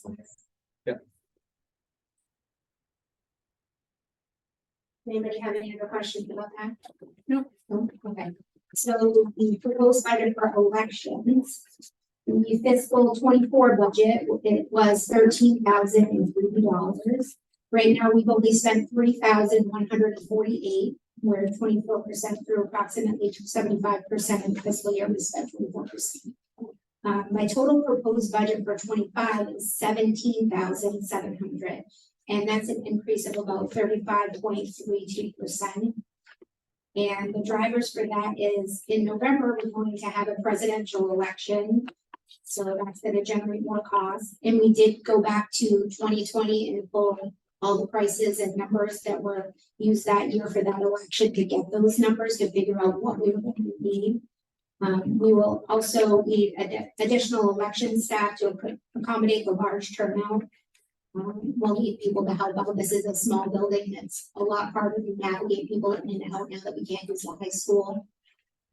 And postage. The increase in absentee ballots that we do now is a lot more than we ever have. And the postage is going to be a lot for that. So to save money, I have been looking to community members to volunteer. In years past, when people volunteer, they have always gotten paid as volunteers. I have started asking people that say that they're interested in working if they would like to volunteer and not get paid. And I have had quite a few people do that in my last election, and that's why I've saved so much money so far this year on my budget. So I'm hoping to continue that through next year. And to reduce food costs, I started shopping around, getting stuff at Sam's Club, buying platters, and not just ordering individual meals for everyone.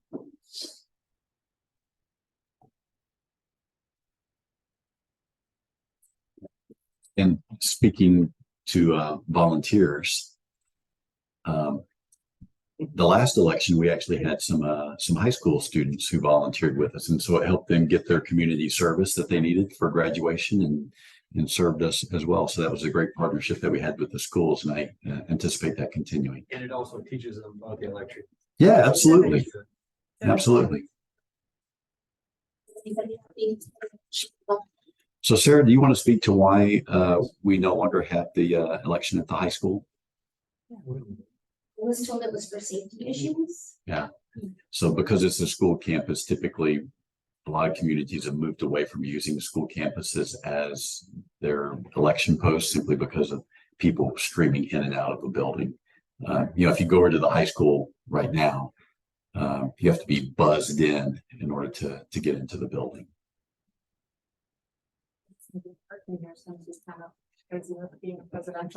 Yeah, it could be. I mean, we do what we can just as far as all the employees park elsewhere on that day. And golly, even the last election, not the election before last, Sarah, we had really heavy turnout, and it was a steady stream of people all day. And I don't know that the parking really became that much of an issue. Did you hear people comment about that? Not for the last election, but the one before that, it was very busy. Yeah.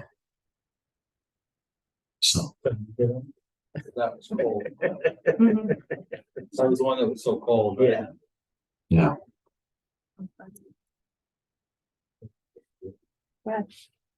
Yeah, I'm just curious if we can revisit that, not using the school issue. It doesn't work for me. I mean, you have basketball game.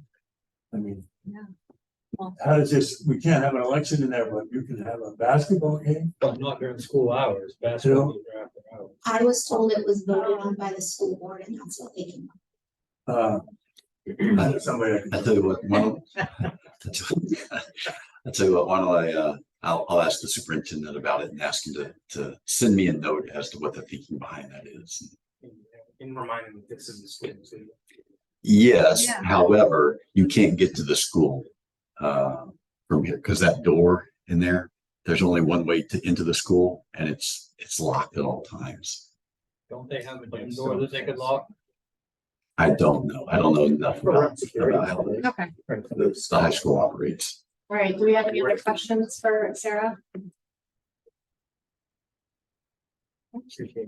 Thank you very much. Sarah, thank you. All right. Yes.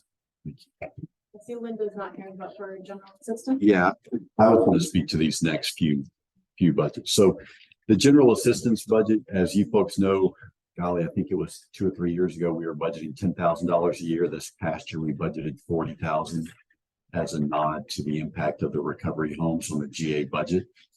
Year-to-date expenditures, we're already well over that $40,000. We've spent $45,000 through 75% of the fiscal year. Now, do keep in mind that we do recover 70% of that cost from the state, and what we end up doing is pouring that back into this budget. So, it pays for itself to some extent, but not wholly. And I think I sent you guys some information that unfortunately the move in the legislature to increase the reimbursement to 90% failed. So we'll give it the old college try next year.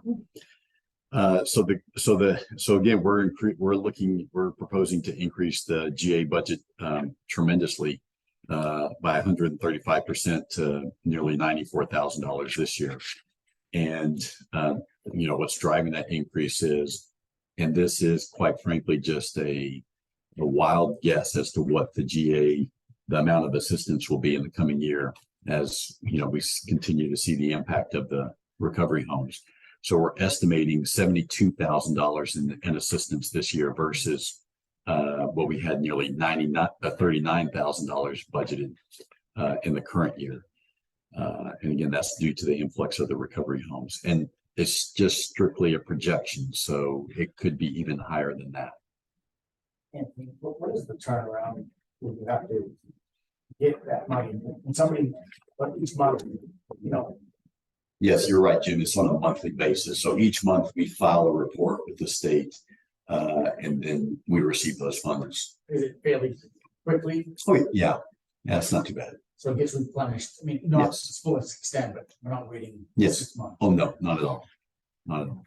And then also as part of the budget, the increase, we have budgeted nearly $21,000 in new payroll costs for our part-time GA administrator to handle the increased payload.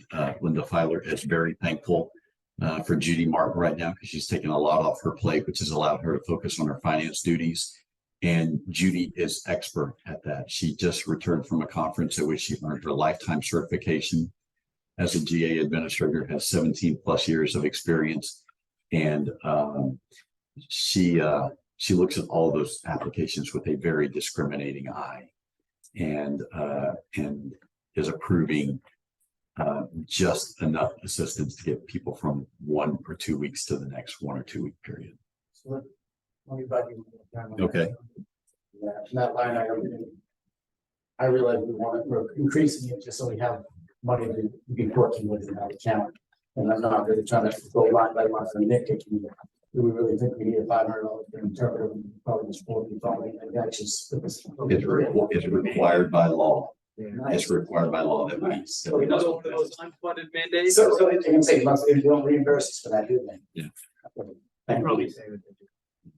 So additionally, other notes I made is, again, that general assistance could fluctuate dramatically if recovery home either opens or closes or receives Medicare funding. So right now we're issuing assistance on a 2 week basis, and once Judy gets a handle on the caseload, we could change that to only once a week.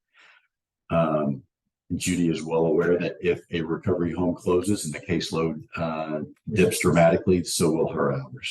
So she understood that when she accepted the job. And again, I will certainly do what I can to advocate with the MMA that we have some legislation for increasing that reimbursement during the next legislative session. And dealing with processes of it. And dealing with the what? There's a whole lot of The overhead. issues with, well, just the administration of it, the mandated administration of it. There's some questions that should be answered there. Yeah, so there are some new sets of expectations on GA administrators, and I think that's something that the MMA is going to be working on as well. Because, as I've explained to you folks, that's a technical process, and we're not there to necessarily counsel anyone. We're there just to determine what their eligibility. Yeah, we've taken the initiative of actually hiring a part-time person to help some of the work from the regular routines that our staff deals with on a daily basis. So, I mean, nice to be able to commentate on some of that as well. Yeah. So do you folks have any? Oh, Andy? Yeah, are there some work requirements that come with GA? Yes. So people must apply for a certain number of positions each week. When they're on general assistance, they must provide proof of that. That's part of Judy's responsibility, is to track down to see if what they've provided to us is can be confirmed. And if someone turns down a work opportunity, they are no longer eligible for general assistance. I'm just curious because, we have positions open on the cemetery. We just have testimony that Steve buried. And then, Progressive Distributors never stops hiring. And I had long-term guests at the hotel, used to walk all the way from East Windsor to the other side of town and be able to pay the rent. So, there's jobs out there. We've made the recovery homes aware of our openings on the cemetery. Did you good?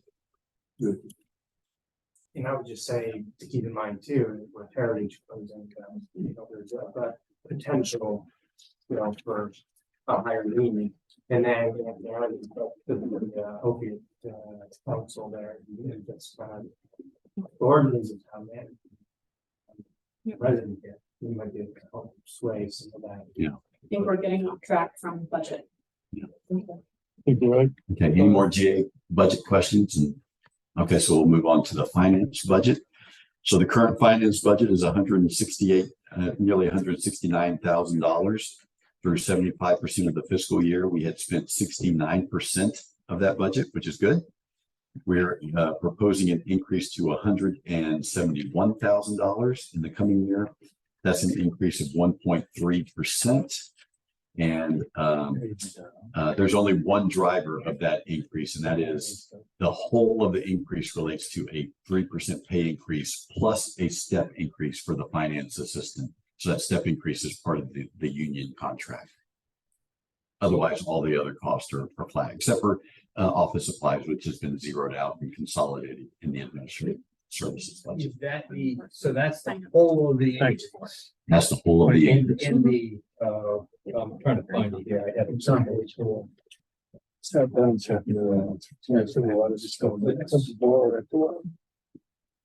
Yeah, in 05, 107. that $3,200 increase is that all of the assistant for the deputy? Yes, it is.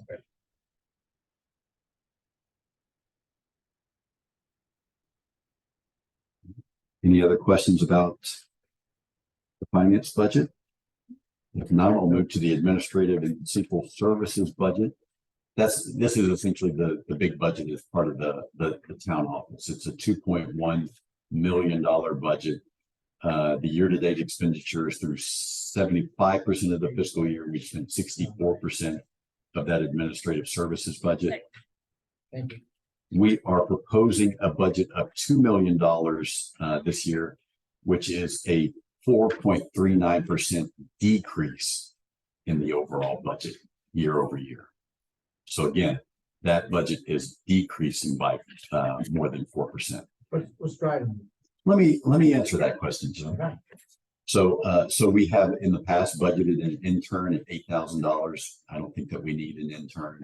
Add an intern? I have been told that we had an intern a couple of years ago that worked on some GIS stuff for us, but KB Cog offers that service for us. So we reduced our health insurance, our workers' comp insurance, and our liability insurance premiums based on the current year's experience. So we've had good experience with all those insurance programs, which is great. We may have maybe been a little too aggressive in the budgeting of that this year. As was mentioned earlier, the firefighter insurance was moved to the fire department budget. So that's not something in this budget anymore. We also reduced the website services budget by more than $12,000 to actually match the contract. So, we also then reduced what was budgeted for contingency by $30,000, and that's because we have a very healthy fund balance, so we don't need to budget that much of a buffer, if you will, as a contingency. So overall, the reduction in the budget was nearly $100,000. So I got a couple quick questions. You and I talked earlier, and thank you for taking the time to do that. When we talked about the non-earnable compensation, which I understand that pretty much. Thank you for explaining that. I can't really what, but where in this budget do we see not paying for somebody's insurance and now there? So that would be reduced where we're that we updated kind of beginning again on that one, right? So our insurance costs would go down because that employee is no longer not taking that service. right. And we're paying them because they're not taking that service. Yes, but the cost of the insurance for an employee, a package is somewhere in the neighborhood of $18,000 and we're paying them $5,000. Correct. I'm just was wondering where on this do I see the decrease? Well, there is no decrease. So we have one additional person who is new to our staff who is taking that buyout this year. So we previously had 6 people and now there are 7. Okay. We don't offer the person that's doing the GA assistance the 20 hours in No. it's still in magic. My next question, I've been filing through all this and clears up is, we're obviously working with cell phones, you got cell phones. Do each department has that? I noticed, do we have one carrier that we use or is it would it have to get that big cheaper? I'm gonna have to check on that, Jim, because I'm only familiar with mine, and of course I just get a stipend for my phone. So Yeah, and we do the same. I mean, at the hospital, we have this one carrier. We have one person, and it drives the rate. I would imagine it would drive the rate down a little bit. If you've got more phones, better rate plan. yeah, So I'll have to check on that, and I'll get back to you folks on that. thank you. It's a huge savings too, because we consolidated with one vendor. Yes. The on this, I noticed the legal services Mm-hmm. went up Yep. $10,000. Yep. What's the driver on that? 2 things. $5,000 for our collective bargaining, so that's not part of the contract, is when we have Matt Tarasevich come in and help us with our collective bargaining, so there's $5,000 there. And also not covered under our legal services contract is TIF district. So I have an appointment already scheduled with Phil Sochier in July after the new budget takes effect, so we can start looking at what we need to do legally in order to extend the TIF district. So those two, the $5,000 for each of those two costs, Roy.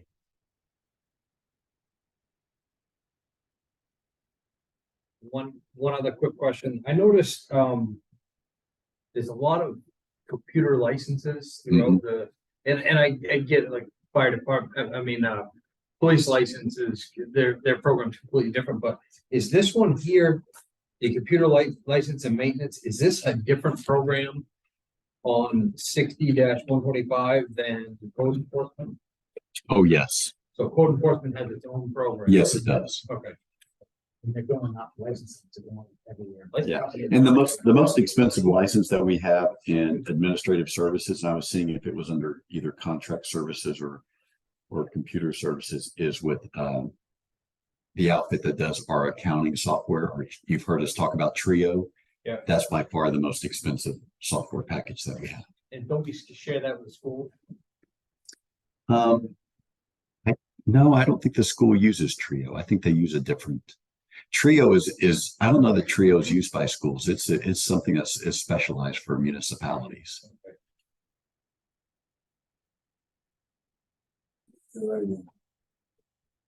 What was that, Andy? Yes.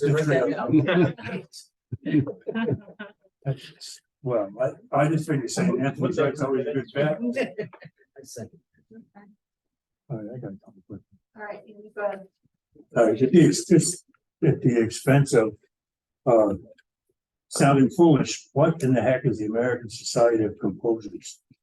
So anytime we have some sort of public event, you have to pay for the rights to the music that you play. So if we have 4th of July celebration, we've got to pay in order to use right. Lee Greenwood's "God Bless America" or whatever. Yeah.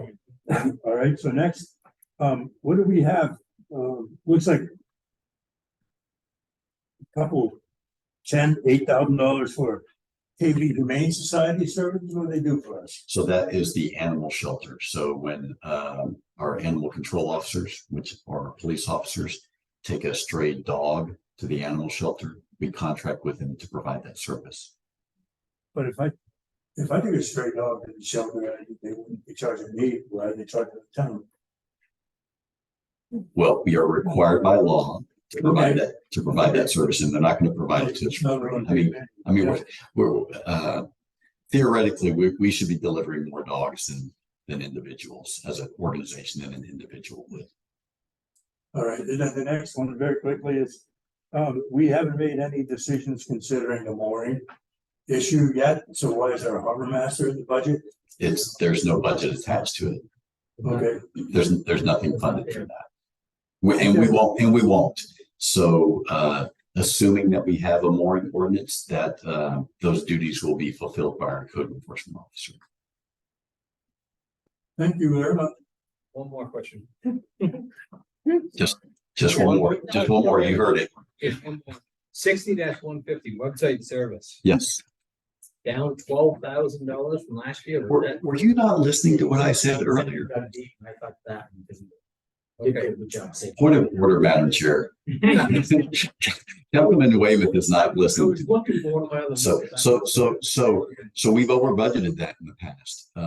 And so I actually went back to the contract and saw what we are actually paying. And so we reduced that to what the actual cost would be. All right. I will open my ears.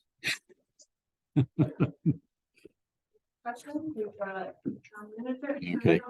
Yeah. All right. So the town manager's budget, $176,000 this year, unless anyone who's watching this thinks that's how much the town manager gets paid. It is not.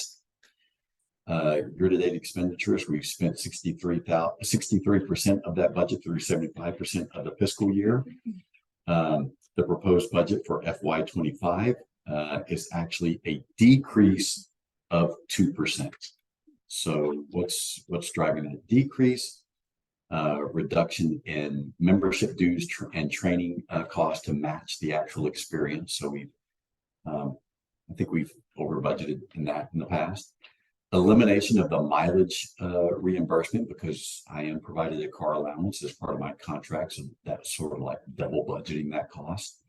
And of course the office supplies, which we consolidated in the admin budget, and then you folks know what's happening with my salary. We're not reducing it. Thank you. Thank you for offering.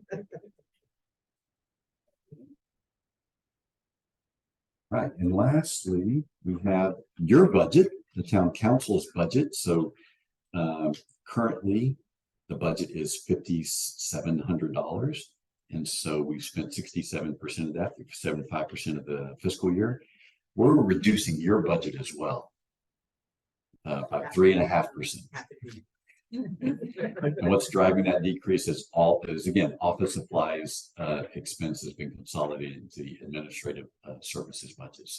So and of course, most of your budget relates to the small amount of money that you get paid for your service, which reminds me of can I tell a quick story, Andy? Oh, sure. So I covered storytelling. So I covered as a newspaper reporter the Abilene City Council. The city council members there got paid $1 a year, and the mayor would always joke that some people said that they deserved twice as much, and others said they were overpaid.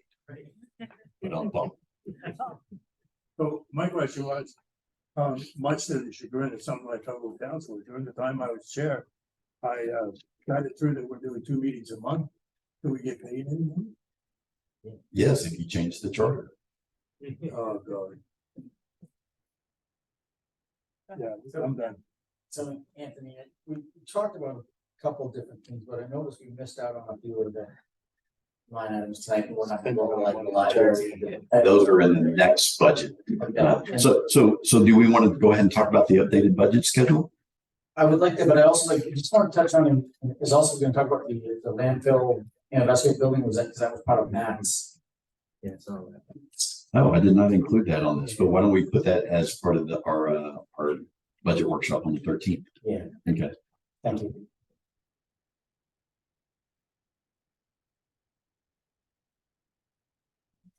And by the way, Jim, so I'm still awaiting information from the EPA through who handles that brownfield project out there, that Superfund project, on if we are allowed to rent or lease part of that building. I've got another question to somebody else. Yes, sir. So I was thinking about that, Anthony. Usually if there's some kind of a covenant, it's in the deeds. If there are no covenants in the deeds, if we have a clean deed with no covenants or restrictions, we should be fine. Well, the federal government is the one who turned that facility over to us. And so I just want to make sure that we're square with them before we do anything we're not supposed to in that building. We can always apologize later. Andy, I'm too pretty to go to prison. That's a true story.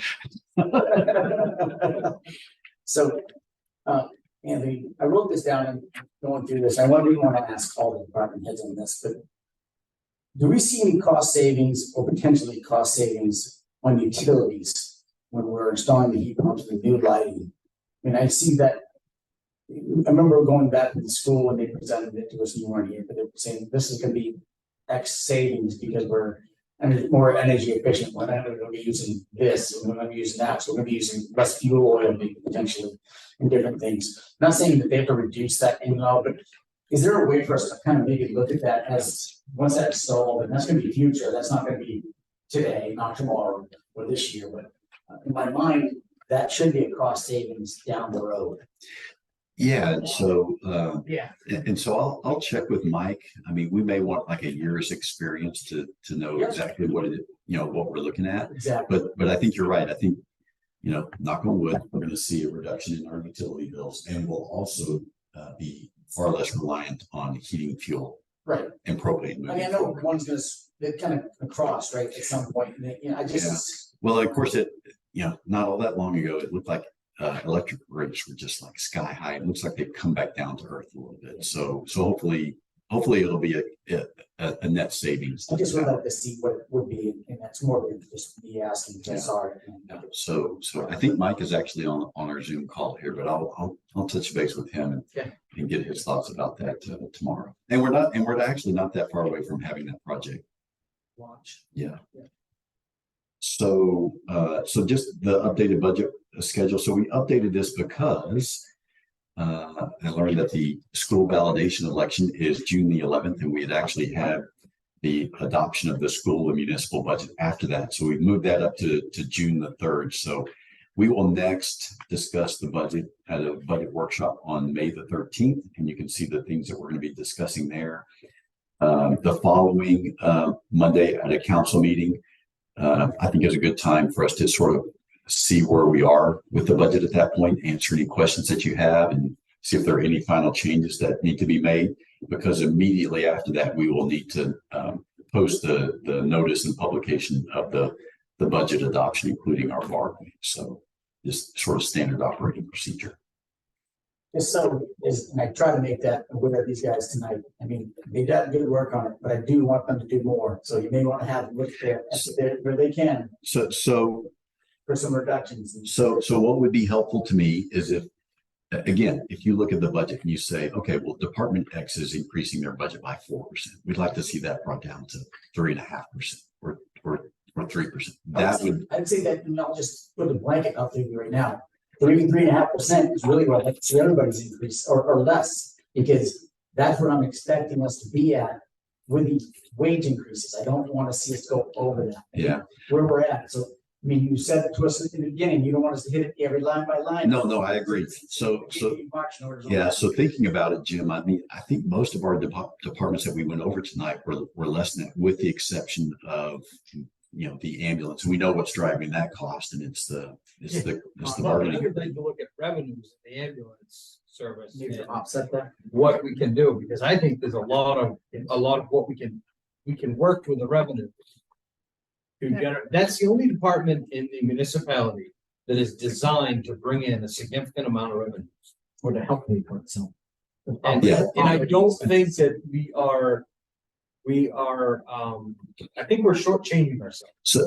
So I think you raised an interesting question. I'd like to see those numbers. Yeah, I think you raised an interesting question, Roy. So let us factor in what the flat fee is along with the per capita, and then divide that by the population of each of those towns to see what they're actually paying per capita compared to what some of the other ambulance services are charging. Fair? Is it fair to go one step further and reach out to maybe some other like communities of our set? Maybe MMA has similar. Maybe MMA has some information. I think of It's see. that has a separate EMS, even though they're part of the fire department. Doesn't Constable Waterville have something? Yeah, but yeah. Paying true per capita rates.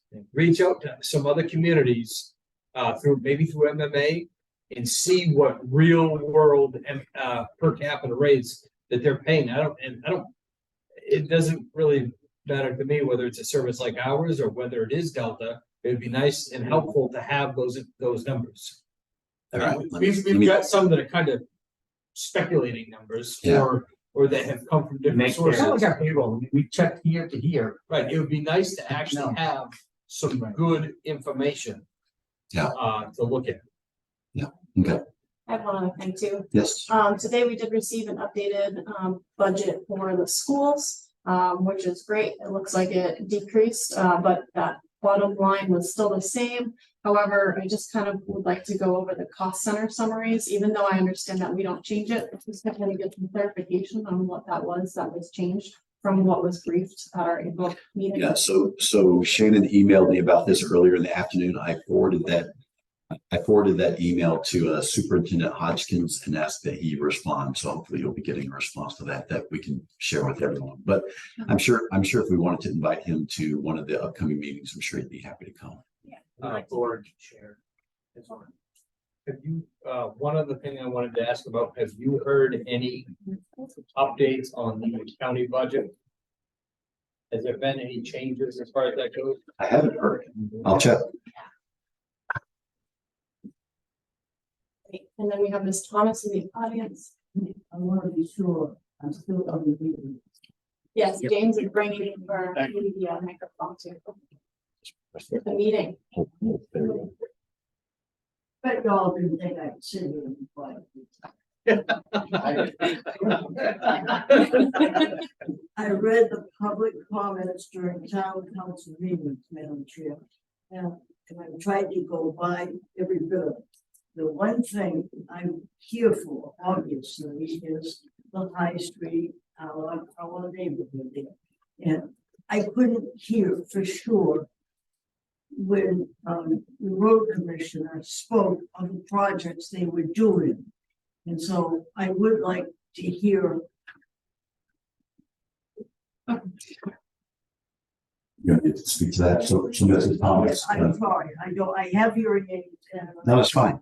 So we did have an engineer go and look at your neighborhood. The fixes he felt like are pretty simple that we can handle in-house with the exception of maybe one thing. And so what I've asked the Public Works Director to do is to come up with the plan that we will then communicate with the neighborhood via letter as to what's going to be done, when and where. And you may have heard him say a little earlier, right now we have 2 of our crew members who are on leave, different types of leave. And so that's sort of holding up some of our progress. But that area is on the map, on the radar, and the things that the engineer suggested be done, we can very easily do in-house. Does that answer your question? No. That's very elegant, but the question is, can we anticipate, if all goes well, to have this done in this budget this year? Yes. Yes. That's the answer I want. Yes. Okay? I want to be able to tell my people. Cool. Okay. So you'll get notified, a written notification. You'll get written notification of when we're gonna do it, and it will happen this year. You think I will? Yes, I know you will. You'll all get letters, correct? Faithful or Yeah. holy? I was up there, Sue, and the first thing we're gonna do is, I was up there, Sue, first thing we're gonna do is dig a culvert across the driveway, the last house on the left. That's my, evaluate town manager, I want to be, I don't need this. All right, I'll come get it from you. Thank you very much, Ms. Thomas, for coming and sitting. Thank you. And asking. Do we have any other questions from the audience? I'm not going outside alone without. And let's hope it's all well. So I'll ask the school superintendent, school board president to attend one of the next 2 meetings to see but was there something else that you folks were wanting to hear? I'm sorry. Yeah, I got that on there. Okay, very good. Next time, you've got the cell phone, you're gonna look into that. Yep. You've written down. what you- Yep. Most of us talked about. Oh, do we want to discuss anything as far as day of caring? I know that's unrelated to. Why don't I put that as a discussion on next Monday's? Yeah, there's Yeah. a couple things there that are important. I think that should be discussed. I think they came up today. There were some opportunities that we could kind of get on, I think. Well, the cemetery, the trail over there by the high school needs some repair. Yeah. The Roger Garrett Trail. Yeah. I'll put a discussion on the agenda for next Monday. And I can reach out to the coordinator at the school and see what projects they're already doing, so we're not overlapping. Yeah. And Yeah. I will thank schedule you. a very brief executive session, the end of the next meeting. Yes, we can do that too. Okay, any other questions, comments? All right, so motion will, or I'd the, like to make a motion to adjourn the meeting at 8:20. Second. all right, all in favor? Motion. Passes. Thank you. Getting adjourned. Yeah. Well, let me stop this.